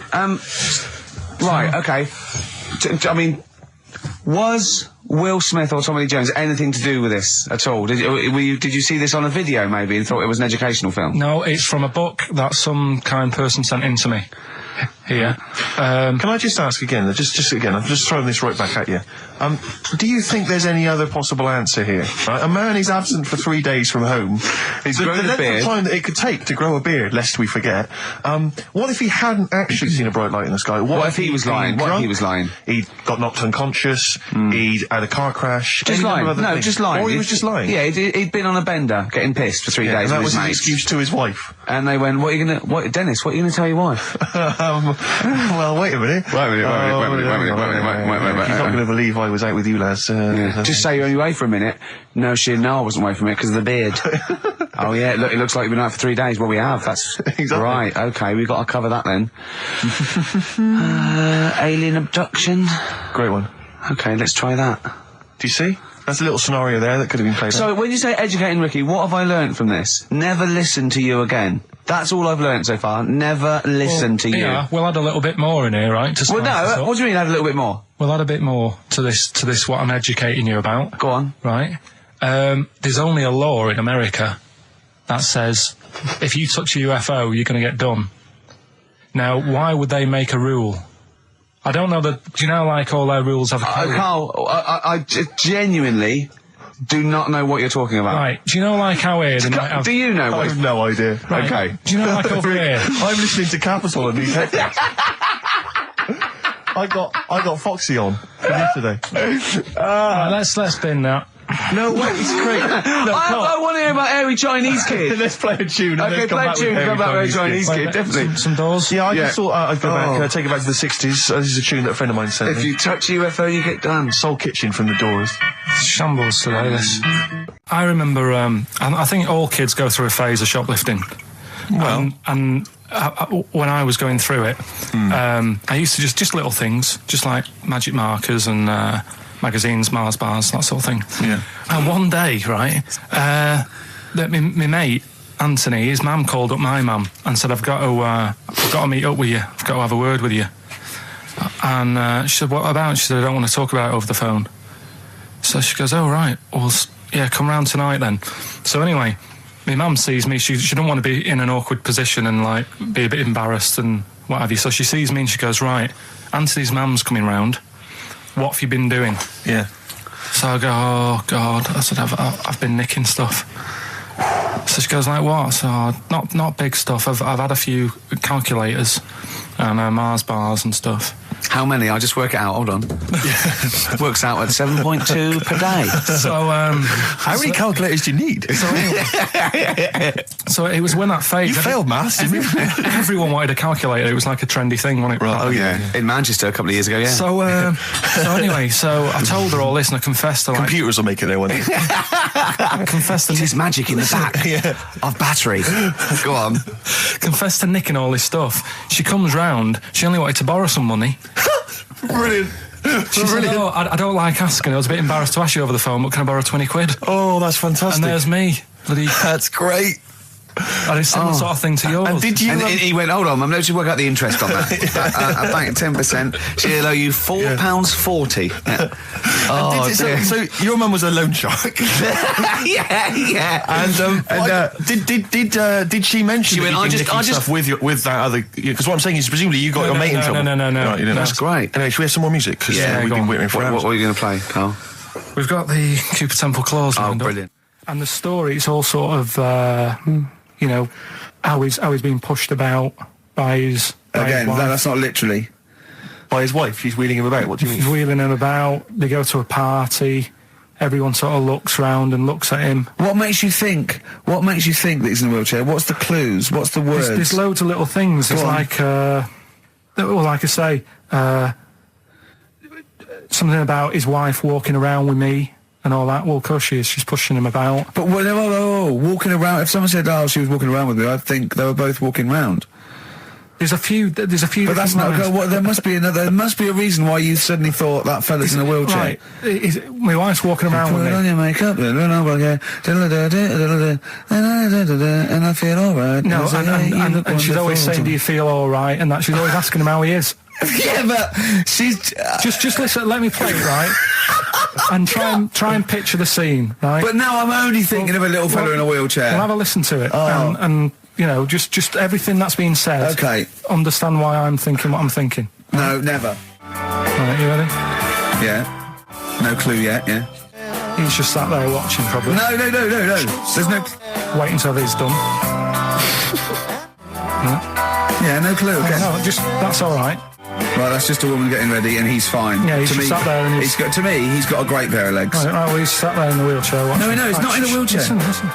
Right. Yeah. Everybody looks at him. No, her. He's saying she turns heads. Walking around with him. Yeah, walking around with me. We're both walking around. Are you all right? Yeah, nice thing to say. He's all right. Right? Yeah, he is all right because he's got a great pair of legs. Right, he might not have any legs in that, but he's happy. He has got legs. Right. He has got legs. I don't know why you think he's in a wheelchair. There's no clue whatsoever. it seems to be based solely on, do you feel alright? Yeah. Which she's just only saying that because they're together at a party. Maybe he doesn't know anyone else there. Leg. Right? So he can't drive. Because he's drunk, probably. He's had a great time. He's been dancing. Puts him to bed. Because he's drunk. Wow. Is he, though? He's turned out the light. His hands work. Is that it? Yeah, there's no clue. But the thing is, that's what I'm picturing. But that doesn't mean it happened. You picture people that are half man, half moth. It doesn't mean it's possible. Do you know what I mean, Carl? What you think is usually not true. Suzanne is totally right. There is no reason. I have never, ever thought that Eric Clapton was singing about a little fella in a wheelchair. And the one clue in that, there's two, isn't there? Are you alright? Oh, let me say that, little cripple. Right, and, I'll give her the car keys. Oh, well, why is she driving? He ain't got any legs. Pushing him around and that. No, pushing him around. So we'll do one more next week then. Oh, that's a wonderful, wonderful clip, and a great record that preceded or followed it, I'm not sure. But, could I make some dedications? Yeah. Because last week, just before we had to come in to record this, I popped out trying to get onto the tube, and I had a nightmare because there were millions of protesters, so-called protesters. Now, a lot of them obviously doing good work. There was one fella, I think you'd have appreciated it, because I know you are very politically active, and I think this guy has really studied hard, and he's realised the best way to make his voice heard on the international political stage is to ride around on a tricycle wearing a jester's hat. He was really shaking up the bloody government. I wouldn't want to be George W. Bush about now. Not indeed. Once he sees that. Imagine his aides rushing in and going, George W., look at this guy. Where's that? That's in London, England. Okay, call off the forces. Is that a large tricycle? Yeah. Is he wearing a nappy? Get me Colin Powell. Why'd you call him Colin, not Colin? It's the way he likes it. Don't about. Just call off the troops. There's a in a jester's hat. Call the troops off. Just bleep some of those bits. Can I just ask Carl how he got on over Christmas? Because the last time I spoke to him, you hadn't bought a present for your girlfriend. I had to say I was on tenterhooks all Christmas. Well, you changed it. After that show, I felt bad, even though I shouldn't have done, because... because you hadn't bought your girlfriend a Christmas present? I said to you, I booked a table at a hotel in Covent Garden, had Christmas dinner there, which was nice, right? It's good food and everything. Didn't feel like enough to me. Well, then I went out and treated some stuff, and then... No. A couple of days before Christmas, he went, I took Suzanne to that hotel we're going to go to for Christmas dinner. We had tea and cakes. And I went, oh, you treated her? He went, no, she paid for it, but I was just showing her what it was going to be like. That was her extra treat. She paid for it. I love that. Brilliant. Yeah. Well, it was it was like 150 quid for a meal for two, which is pretty dear. So I'm not going to buy her cakes as well. All right, love, have anything you want. You pay for your own pudding. I'm not mental. Yeah. So you treated her to some other stuff. Yeah, some bits and bobs. What, and then she chose them and you paid for them. What, the presents? Yeah. No, you chose them and she paid for them, but you know it's the thought that counts. I got them on the way home that Saturday. Well done. And what did you buy? Shops. Well, just some bits. It might be personal, Steve. Well, I don't care. Just some bits. Yeah, bits and pieces. Leave out the personal bits. What bits? Just little things. And then yesterday. Right. A monkey wrench and a new washer for the shower. Yeah. Some recordable CDs that you need for your job. Oh, dear. Now, when you gave those presents to her, did her face light up? Right. I don't want to tell you what they were, right? But she wasn't that impressed.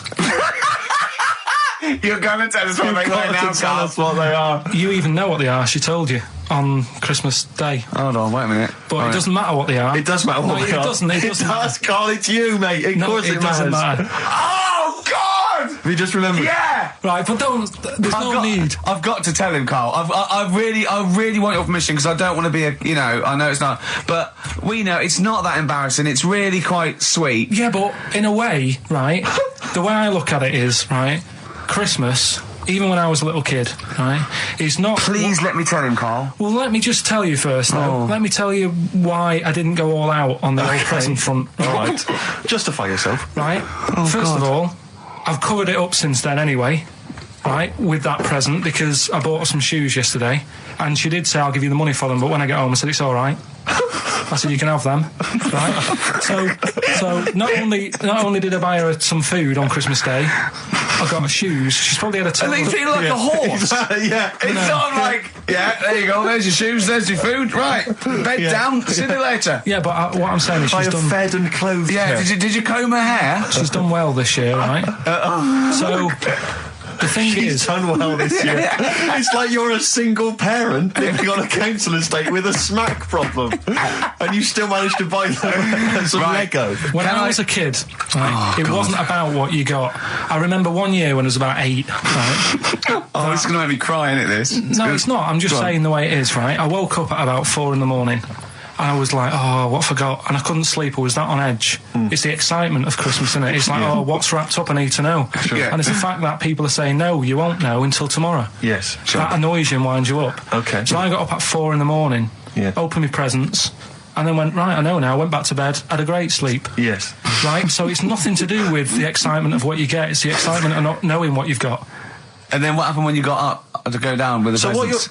What you're saying to me is that you could wrap up a brick because the thrill of Christmas is in hoping and being excited about what it is, not the actual gift itself.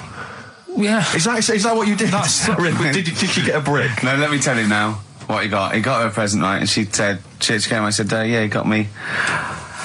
It was an industrial-sized packet of condoms. It was a joke gift. No, it wasn't a joke. It wasn't even a joke. I went home that Saturday after the year, past Boots, thought, might have something in here. They were on, like, some value. Right, you passed the makeup. Were they used? The makeup, you passed all the other... Passed the makeup, stuff. passed the lovely vanity cases. Yeah, the foot spas. Exactly. Yeah. Hold on. How much are these, love, for 100? Yeah. $4.99. Yeah. Do I get them reduced if I buy in bulk? So how many did you buy? What was it? I don't know, probably about 100. Right, okay. And is she allowed to use those with anyone? Did you wrap them? Can she just go out and have a wild time? Well, you don't need to wrap. They're already wrapped, aren't they? Oh. And then what did she say when she opened them? No, wait, Carl, what did she say? Right, play a record and we'll come back to this. Oh, you're worse than my father, that's genius. Me and Carl went out, right? With me and Jane, Carl and Johnny and Gigi, wasn't it? Gigi, is it important who went? No. Okay. But we're walking down the street. Carl was there, though, and he can back me up on this. We had a curry. We were walking back, and this little funny homeless fella, didn't he? He, I got to tell you before I go, didn't he? Yes. He came up to me, right? And he recognised it. And he came up to me and he went, he said, I've just nicked 5 of your DVDs from HMV. And he shook my hand. He was so happy with it. And I went, right, excellent. He went, all I do is I just swing the bag over the top. Like that when I'm going out, and he had a bag full of DVDs, didn't he? And he was so pleased to tell me that he'd stolen. That great. He said they're going like hotcakes. Yeah, he said they're going like, of course they are. Yeah, you're nicking them. Yeah. I know. We get paid for them, though, don't we? So not the stolen ones, don't we? No. What do you mean? Did you sign them for him? I know you would, you idiot. What? So he just nicked 5. Yeah. Well, yeah. You say he was homeless, was he? Well, he don't know, maybe. No. Surely, how would he have seen the show? He'd just walked past Curry's one Dixon's. morning. Yeah, that's any idea. Seen a trailer for it. I thought, interesting. I don't know if he was homeless. I didn't go into his home life. He shook his hand though, but he made Carl look smart. Do you know what I mean? So, how does he sell them? Where does he sell them? Does he go to people and go, "Do you want an Office DVD?" They're not nicked. Yeah, £4. Yeah, exactly. Are these stolen? No. They've still got the tags on them. So then I was thinking, imagine like going to the doctors and he's saying, yeah, everything's all right, your heart's good and everything, but your heart's good. What, your Larry's or your heart, you're in good form and whatever. Sure. Yeah, it's good news. You know, I had Giano in earlier. He's not looking good. Yeah. Fat swaller. But you're all right. But your hands need to come off. Right. Blimey. But that's bad. Like, I get a second opinion initially. But I better good news, I've got a nice pair of feet I can sort you out with. Yeah. And he puts them on, and then I was thinking, right, first of all, washing up, what would that be like? But Steve, that'd be tricky. Yeah. And then the second thing was, it'd probably ruin the sort of the shape of your jumper. Because you have to keep putting the feet through there. Yeah. And then I thought, but I could still cycle in. Okay. To work. You could run in. Well, that's the thing. You'd be really fast. Well, that's what I was thinking. I thought I could still cycle because I could balance, and then I thought, but the only thing is I probably couldn't pull the brakes. Because of the little short things. Yeah. And then, like you, I thought, but then again, you're running in half the time. So that's what was going on in last night. Right. That's what I was thinking about. So did you How long did this take?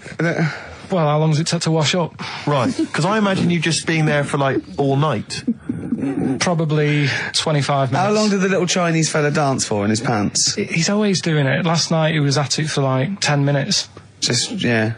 And his girlfriend never sits in the same room as him. She's always sat in the bedroom. She's going, you dance in pants again, I go in next door. Well, she was in the bedroom. She's always in the bedroom, sat on the floor, on the mobile phone. Right. All the time, yeah. It's weird how people's lives are just like, it is like that Groundhog Day thing. It's like, you know, he's jumping about in his underpants. The old woman's sat there reading a book. Yeah. And that's what got me thinking about my life. Do you think she ever goes... Are you sure she's not dead?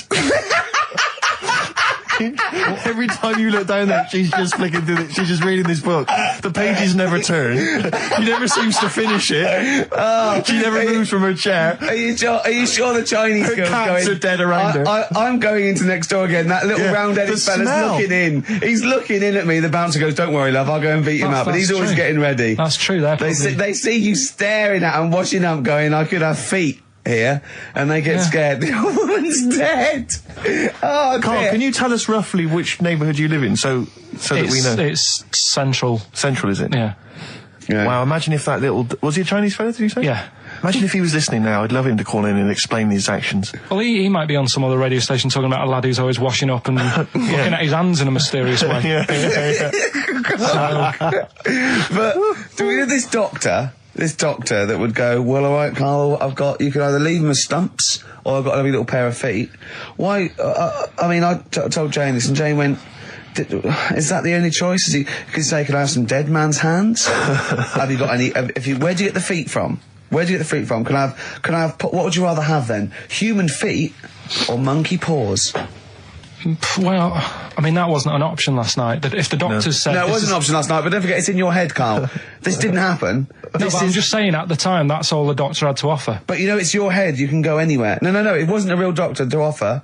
It's in your head. You can go anywhere. You're not trapped. Yeah, but if you can do anything, then you'd say, "We'll sort us out some other hands." Fair point. Let's play record. We gotta come back to this. 50 Cent in Da Club on XFM 104.9. We're playing our favourite singles of the year, and we're looking back over some of our favourite clips of the year. You know, you've done maths, you think? Yeah. Did no revision for that? No. Okay. English, do you remember what it was? Did they ask you about Shakespeare? Did they ask you about books? I remember, but I must have done it because I thought that was... It was English language, not English literature, wasn't it? So it was like... spelling and all that? So was it like a comprehension? You read a passage and had to ask questions on it? Was it, did you have to write a short essay? I don't know, I can't remember any of that. Okay. I did a science. Okay, physics or chemistry? Physics. Alright, well done. And this is all you think? You actually took that? You actually took physics GCSE, you think? You're obliged to do a language, I think. Did you do French? I did French for a bit. But I don't think you are. I don't think you have to do a language. I think you have a GCSE, I think you've got to. Well, English quite good. I think that's his language he did. So you don't know about language? History? Geography? Just what you will find out, won't we? Okay. But you just can't remember. I can't believe you can't remember turning up for these things, because it's quite a big moment in people's lives. It is the thing that you've been working to all of your educational life. On the day that the things came out, I was working at as a printer. Okay. And it was a really busy day. A lot of spelling mistakes. It was a really busy day, so you're bound to forget. Yeah. No, but I had to use gold ink that day. Oh. And it's, I mean, you're not a printer, so you don't know. No, that's the biggie, innit? But it's tough. You've got to really get your rollers clean. Carl, play a record, mate, and good luck with the exam results. Hopefully we'll have them for you by next week. It's time to give Carl... You're actually nervous. I'm a little bit nervous. Just to recap, Carl is 30 this year. He never went to get his results of his GCSEs. So myself and Steve took it upon ourselves to phone his school, track them down, and we actually got your results. What did you think you took? Did English. Right. Maths. Yeah. Art. Right. And I think I did physics. Okay. Well, you didn't do any of them. Eh? You didn't do any of them. You didn't register. You registered for one exam and took one exam and got results for one exam. So I don't know what you thought you were turning up to, or you weren't registered, or you didn't. You're familiar with the notion of registering for an exam. You have to kind of officially register in order to be eligible. What do you mean, register? I turned up for a couple. Yeah, you can't just show up. You have to register for them. You have to pay this because it costs the school money, so they have had to have paid for you if they thought you were going to pass. You can't just turn up on the day and ask for some paper at the front. I never got a letter telling me that. Well, that's because you were never at school. But you did somehow register or registered for one exam. You registered for history. It's a topic that you've always been interested in.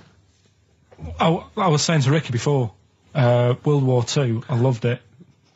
Not the actual event. No, the study of it. all the stuff like, about the Anderson shelters and stuff like that. Yeah. And the bombs and that. And then when I took it, it had nothing to do with that. It was more about the Tudors. So the Second World War didn't come up? You mean there were no questions about the Anderson shelters? Nothing. That's devastating. So what are you expecting the result to be?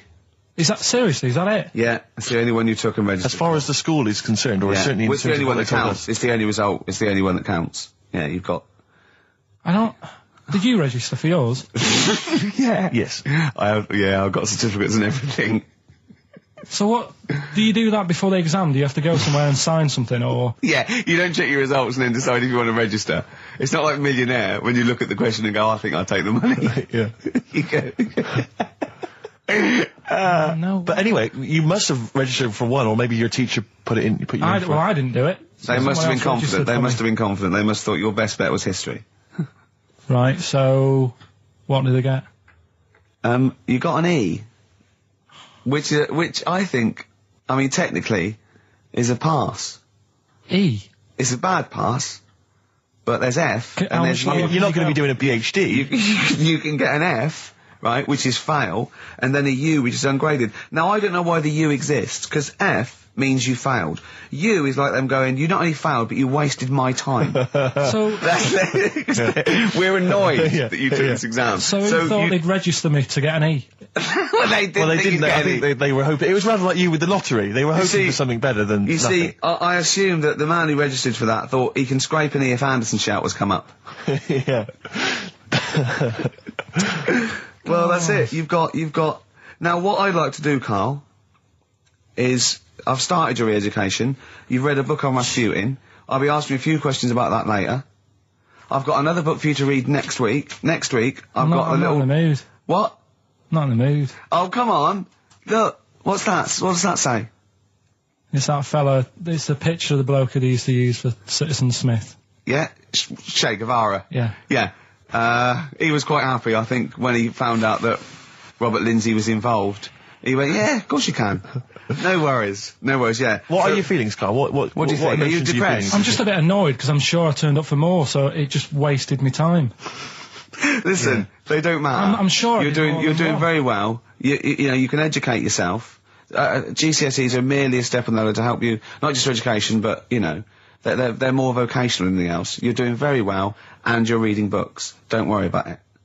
Guess how many balloons it would take, helium balloons, to lift a human up? Go on. 6,000. Should we do it? If you want. Brilliant. Next week, that's got to be a challenge. Can we, is there a sort of balloon company or some sort of, party company that are willing to sponsor us to lift Karl into the air with helium balloons? 10 feet off the ground, where we're tether him down, right? Is there someone willing to pay for 6,000 balloons to try and lift Karl? We can maybe get some kind of company to sponsor it. I'm thinking like Electrolux, if they're going to sponsor puddings. If they're going to sponsor puddings, and celebrities, Russ Abbott, they will sponsor Karl being lifted. Heat magazine, come on. They're big selling, very successful magazine there, and they know about Karl because they've mentioned him. Heat magazine, can we have a heat balloon? Yeah? Oh, 6,000's an awful lot, into the air. It's the heat 6,000 Karl challenge. Lift Karl 10 feet into the air. Yeah. Come on. What about if it was Karl and Dr. Fox? We could get 2 different balloons. I think we need a lot more than 6,000. A lot more for Fox, isn't it? Mix, yeah. The heights. I just explained what I'm laughing at, right? We just had a call from someone saying his company would sponsor Karl, right, to be raised by all these balloons if he could have a walk-on part in the office. And we immediately went, we're worried about that sort of thing. You can't really promise that artistic, and I was worried about the legality of it as well. How can you promise someone that for personal gain that's a private and all that sort of stuff, right? And I went, I don't know. And anyway, put the phone down to him, and Karl went... I love the fact you're more effing worried about that than me being raised 30 feet in the effing air. You started getting scared, did you? Are you worried about it? Well, you're quite excited about the idea of the challenge, aren't you? I like the idea, but I want, like... Why do you like the idea, Karl? Oh, what if it went all wrong and we're there going, the humanity of it? I think we need Karl, to get... he's just... On the rope would pull out my trousers. Oh, no, it's definitely got to be Dr. Fox if that's going to happen. God. Oh, we've got to do this. So hang on, but let's just think about because wait a minute, we say this, but we'd have to get all kinds of health and safety people involved.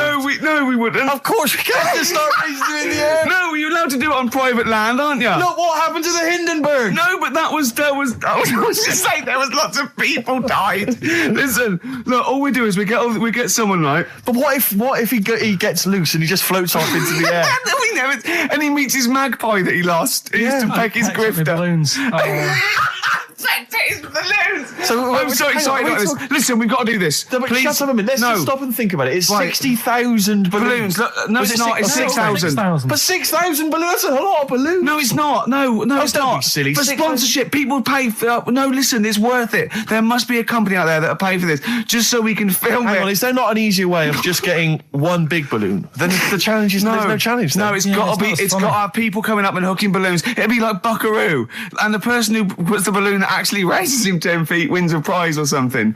So hang on, so what we've got each person with like 500 balloons. Yeah. That's mad. Can you imagine how many balloons that is? That's ludicrous. 6,000. Yeah. That's an awful lot of balloons. I don't know, there must be someone that could do this. Oh, look, people have walked on the moon, for Christ's sake. We can raise Karl Pilkington with some balloons. Yes, but they had a NASA budget. We've got XFM behind us. Yeah, but balloons... Yeah. Balloons are cheap. You can get about a pack of 25 for about 150. Right, fine. No. True. Yeah, the helium though, Karl. You can't just attach yourself to a pack of balloons. No, but... Oh, you think we blow them all up? With helium. Right. Oh. Off you go. But then we can do something with the balloons, can't we? Release them afterwards. Oh, we'll release them back into the wild. Brilliant. As a sign of peace. Fly, my pretties, fly. Listen, be free. I am so excited. I have not been so excited about when I thought that Robin Ince was going to stay in my cupboard for £1,000. Look, we've got to do this. 6,000 balloons. I don't think it's going to happen. That's an awful lot of balloons, and I just don't see how we can tether them all to Karl. He's a small man. No, but because you have them at different lengths, don't you? Yeah, exactly. Karl knows. Can you think about the logistics of this? Oh, someone must know. There must be a company. There's a bloke willing to do it. I know he doesn't know the technology of it. He's willing to sort of stumble. And a company just has access to helium like that. No, we can do this. Come on, London. Someone's done Londoners. It was on the internet already, so someone obviously has done it. Yeah. So they didn't say, we can't get hold of the balloons. No, they probably worked it out, didn't they? Karl, you're more excited about this than anything else, about your education, about your exam results. You're so excited. And we'll have a little rope. It'll be like flying a little kite, a little Karl. Let's go, Karl, what will you wear? Like a one-piece jumpsuit? Yeah, it'd be lovely. With sponsorship all over it? Oh, it'd be great. You look like Jackie Stewart, and just as you go up your little face, oh my God, I'm not going to sleep until this is done. This is the most exciting thing ever. Only 10 feet. 10 feet, yeah. We need some kind of rope to sort of tether you to the ground. Yeah. We don't want you sort of flying off. This is going to be great. And he'd have a little crash helmet and everything, and little Dee boppers on the crash helmet, like he's a little flying ant. Definitely. We give him a little, oh my God, can we give you an outfit, like little wings and everything? Can we paint your face with like children's paint? I'm not doing all that. Why? Oh, because that would be silly. Oh, please, Karl, do this. Do it. We'll do it for charity. Yeah? All right. Yeah? Oh, this is we'll do it for children in need. Please, just phone in if you can help us. Lift Karl up 30 feet. Let's say 30 feet. I think it has to be a decent... Yeah, it has to be a decent height. Is there a world record? Because we want to break that if we want to break that. What is the world record for raising a man by balloons? Yeah. Okay, so listen, let's just finalise details here. We've got... I'm so excited. Email address, ricky.gervais@xfm.co.uk. Ricky.gervais@xfm.co.uk. What's the number? The number, Karl? 08700 800 1234. Give it again. Lift Karl. Oh, 08700 0900 800 1234. Sponsored by Heat Magazine. And maybe even if you've just got an idea about how we might be able to organise it, how we might be able to get it done, if you've got contacts, anything, just get in touch, give us some information. Oh, that'd be great. Carl, we're going to try and get Carl in the air. Anyone that can help us, take him up with helium balloons. Our friend Johnny Mango called again. And apparently the record's 11,000 feet. Carl is getting a little bit nervous. Yeah, the world record is 11,631 feet raised by hot air balloons. Yeah. How tall's Canary Wharf? It's 11,631 feet. Exactly. I don't know, Carl. Is it how much higher? It's a long way. More. I'm not doing that. Because I'm like 6 foot something. Yeah, think of that. Just look at Steve. All right. Yeah. But you can change your record. You could say, well, the sort of balloons are the one with Mickey Mouse on it or something. Yeah, could I just say something? That man did 11,000 feet, but he wasn't naked. All right? Come on, Carl. Your 30 feet will be the world record for naked ballooning. Yeah? Think about it. All right, it's for charity. Well, thank you for listening, everyone. We are going to raise Carl. And after Carl said, and just to think, my teacher said I'd never be a high flyer. So this is your chance, Carl, to shine, to fly. Steve. It'll be brilliant. 104.9 XFM, hello. I'm Carl. Ricky Gervais and Steve aren't here. So we're playing through some of the best bits. I say the best bits. It's the bits I came across first. I mean, I'm not wasting my time. I'm a busy man. You know what I mean? So here's another bit. Carl's getting very excited, as we all are, about his new. Should we let him do a little taster for us? Well, I'm very excited about it. I mean, so the gist of it, what is it? What is it exactly? Right. Is it a game show or is it a competition? It's just I just thought it's something that you can play, and also people at home can take part in it. Now, would they phone in about this, or they can just play at home while they're listening? They can just play at home. Okay. You mean we haven't got any prizes? No, there isn't. No, I think we could get him to phone in, maybe. Well, I don't know. Let's hear the game idea first. Yeah. Right, it's music related. Okay, good. And what I do is I sort of tell a little story. Okay. And that story makes up a song title. All right. Well, it sounds ambitious. So, is it a cryptic clue? Could be. Say like this, right? Oh, dearie me. Oh, dearie me. Say like this. Right. This woman, right, she's pregnant. You know the answer to this one, so don't be saying anything. This is just aimed at Steve. Okay. Right. This woman has a baby. Yeah. She's pregnant, has a baby. And the doctor's there in the hospital going, oh, yeah, you've got a lovely little baby here. You told me that this is...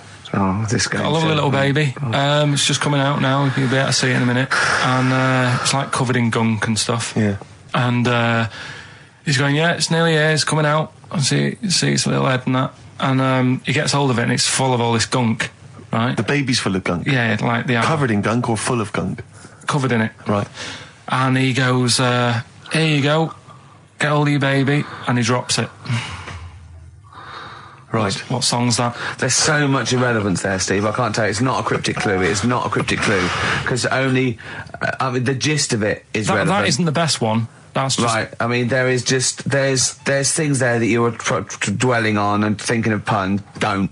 Just go for gut instinct. What was it? What was that? Right, I just need to try and get the basics of this. There's a woman, she's pregnant, she has a baby. Yeah. The baby's covered in gunk. Yeah. Right. And because of the gunk, the doctor drops the baby. Yeah.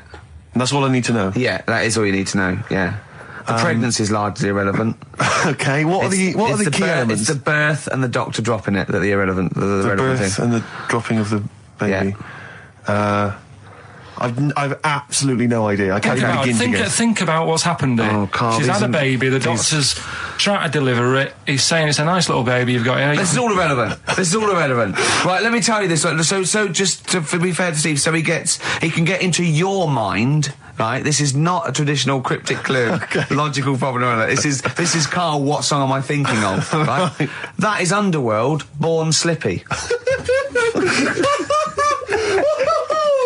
I have to say, actually, that makes textbook sense. Yeah. No, that does actually. No, I'm sorry. Do you like all the story about it's all right, you can see it in a minute, or is it covered in gunk? Yeah. No, I agree there is some extraneous detail, but I have to say... Yeah. That Born was good, because it was... That's the look of it. Born was good, yeah. And Born Slippy, No, I was quite impressed by that, Carl, I have to say. No, to be fair to you, I'm not just patronising you. Oh, well, I've got... wow. I actually think that was really good, and I disrespect Ricky Gervais for slagging that off, because I actually think that was quite good. Well, let's go ahead with it then. I feel we could maybe open this up to email correspondence, or or the let's phone go lines. for it then. Okay, this is Karl Pilkington's new game show idea. It's just what's the song? Karl Pilkington presents What's the Song? Ladies and gentlemen, please welcome to the stage Mr. Karl Pilkington. 100 Reasons, if I could. Ladies and gentlemen, will you please welcome to the stage Pop Will Eat Itself. Carl, have you got like a sound effect or something of like get the atmosphere cheering? We're going to test. Cheering. We'll seek it out with. Have you got something there? Have a look on there. I'm just looking in the NME.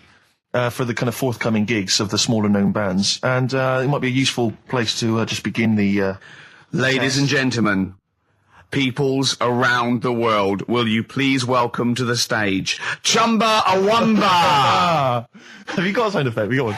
Nice, yeah. Ladies and gentlemen, will you please welcome to the stage the Parkinsons. They're playing in Leicester this week, so I look forward to that. That's a good plug, isn't it? Let me see who else. If anyone wants to pop down to Leicester to see the Parkinsons. Ladies and gentlemen, please welcome to the stage Cyclefly. Okay. Oh, there's a genuine one here. This is someone. Simon's emailed and he says, "Will you just test this name for us?" Okay, Carl, if you can. There you go. Ladies and gentlemen, will you please welcome to the stage Coach? Not utterly convinced. No, it's not too bad. It's not. I'm worried about the sound effect. We start to sound like Chris Moyles or something. He's a top broadcaster. Everyone loves him. Losing weight as well. He is hilarious. funny man. Just there's one more coming here. I'll just check this one. Ladies and gentlemen, will you please welcome, this is Chris in Oxford, ladies and gentlemen, please welcome, Meanwhile Back in Communist Russia.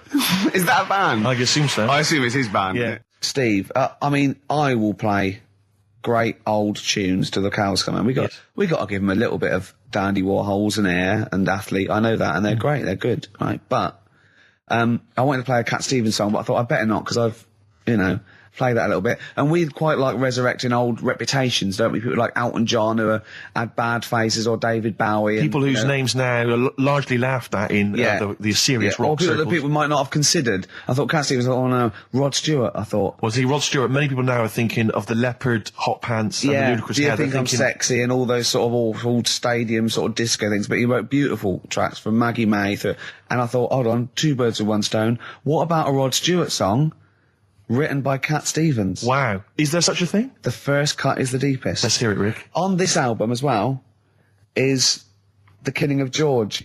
Georgie Part 1 and 2, remember? About the gay bloke. Georgie Boy was gay, I guess. His favourite song. Carl's favourite song, right? And I was going, oh yeah, I remember that, yeah. I said about, and I said, did not intend to take his life. He just pushed it when he gets mugged and killed. Do you know what he said? I was sitting outside, I was singing, he went, well, as I said, they go out too late. They go out too late? He meant gay people go out too late. He went, no, they do. I went, what do you mean? He said, well, they're always out, they go out, or when people are coming home. He said, if he'd have been in bed by 10, he'd still be alive today. That's a sobering lesson. And he went, there's one that works here, and he's shattered every Monday. Oh, if you're gay and you're listening, just be in bed earlier. Go out when sensible people go out. Yeah. You're right, we're not on the continent, Carl. If you're gay and you're not in bed by 10, go home. Yeah. I don't get it. I'm always looking at stuff. I was looking at stuff this morning because of Yora Geller last night. eating all that funny food and that, and also they all got a bit scared last night, didn't they, with a snake? I didn't see that. Is this I'm a Celebrity, Get Me Out of Here? Yeah, he got all worried about a snake getting on the sort of wandering about in between the sleeping bags and stuff. Yeah. And they were all scared, and it's so easy. Leave it with me. Sorry, the doctor says, leave it with me. Leave it with me. Well, they were all scared because there's a snake, and it's so easy to find stuff out. Before they, where are they? Where is this jungle? Australia, I think. Before they went, give it half an hour on the internet. I found out with snakes, you don't need to worry, right? They're deaf, they haven't got any ears. Right. So as long as you're really quiet, it'll probably leave you alone. Yep. And also, they don't have eyelids. So they were suggesting if one's coming towards you, just like kick sand in its eyes. Because it can't blink, and it leaves it a bit like annoyed, and it wanders off. but they didn't do any research before they went. Yeah. And that's... I think your knowledge would hold you in good stead. I don't think you need to know any more than you know. Okay, it's not his vault. Let me have It's Not His Vault. You've got to save this. This has got to teach me something. It'll be an interesting story. Right, it's not his vault. This fella... Yeah. What year? Ages ago? Olden times? I'd say in the 70s. Okay. Would you? Any evidence for that? Does he wear flares in the story? Right. Is that your reason? No, it's a bit like Yuri Geller, this fella, right? Where he's electric. He's electric. And if he walks past the telly would fizz. Uh-huh. If he walked past the radio, it all goes like that. Ooh. His hair stuck up all the time. Ugh. And he'd be having a bath and everything would be all right, and then the power would sort of switch on in his body, and the electric in his body made him jump out of the bath. So... What do you mean, so? What is that so? What does that so mean? You've given us nothing. You've given us nothing. You'd have to at least give us the scientific explanation. Yeah. Electric eels have 400 volts in them. Oh, is this the running away again? What was that one called? Yeah, but it's not his vault. But there's a reason not his vault. It's not his vault. I thought it was going to be something about. I think we should do these the other way round. I think you should tell us the story and then we'll hear the pun. It's not his fault. It's not his fault. Right, let's leave it. Play a tune. Forget it. Educating Ricky. We're not doing it. No, we are. I noticed the other day when Carl was sitting on your knee having his picture taken. Yeah. It's a long story, right? He's got a completely spherical head. It's slightly too small. I'm not being funny because, I mean, you know, I'm not perfect. But he's got a completely spherical little head. He looks a little bit like a baby hamburger. You know hamburger off McDonald's? Sure. He looks like a little baby hamburger. And it's sort of quite put upon. Suzanne thinks I look like that thing in that Dulux advert. Do you know when the woman pulls the head off that? That little plasticine morph type. And then they make a new ad for it. And it's like a little head. Really? And that's your girlfriend saying it. I know. I'm getting excited now because we've had loads of calls and emails, not only backing me up, but going a little bit further. Apparently, Johnny Mango called in again. He's become our sort of official researcher on this show. There is evidence that Queen Victoria in Balmoral, with a young house guest, Winston Churchill, used to consume cocaine-filled lozenges. Mm-hmm. So there you go. Also, MDMA was a precursor of sort of ecstasy, a derivative, and that was big in the day, giving soldiers, you know, a little pick-me-up. So it's not so mad, is it? It sort of makes sense because he was into his speeches and that, and they say that coke gives you sort of, you know, the balls to stand up and say like. Not that that's a good thing. And no, it's not. No, definitely not. No, right? But it apparently it makes you confident, doesn't it? So you can stand up and say, you know, we're going to fight them on the beaches. Yeah. And all that, and sound like you mean it. It's exactly, yeah. When he was sort of like, you know, a little bit pissed up with his cigar on, coked off his tits, he wanted to fight. He didn't care where it was. He'd fight on a beach. He didn't care. He didn't care if he got sand in his new trainers. Exactly. He was boozed up. Yeah. You want to fight? Yeah. That's why he was coming hard. He was very much. You got to think of him as the Liam Gallagher of his day. Yeah. Oh dear. Are we allowed to talk about this? I mean, I don't mean in terms of referencing drugs, but are we allowed to? Is this like libelous to Winston Churchill? One, you can't libel the dead. Yeah, but two, it's a is lot that only in America? I'm asking, and we're not saying, you know. Two, I think you'd probably going to also have a fair comment. Three, we say we were joking. Yeah. 4, it's a satire. Yeah. 5, we love him. 5, we're not condoning drugs in any way. 6, this is Dermot O'Leary's show. I didn't have a go at him anyway. I said he's all right. If there's any law against Rasputin, we might be in trouble.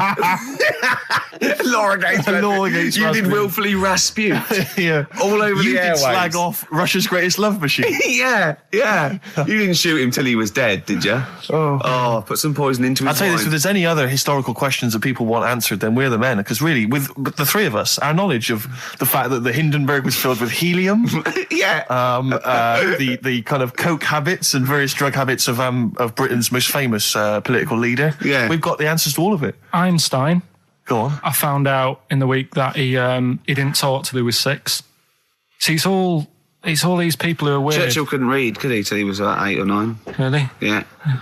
So there you go. He got a D in history apparently, GCSE. Just one better.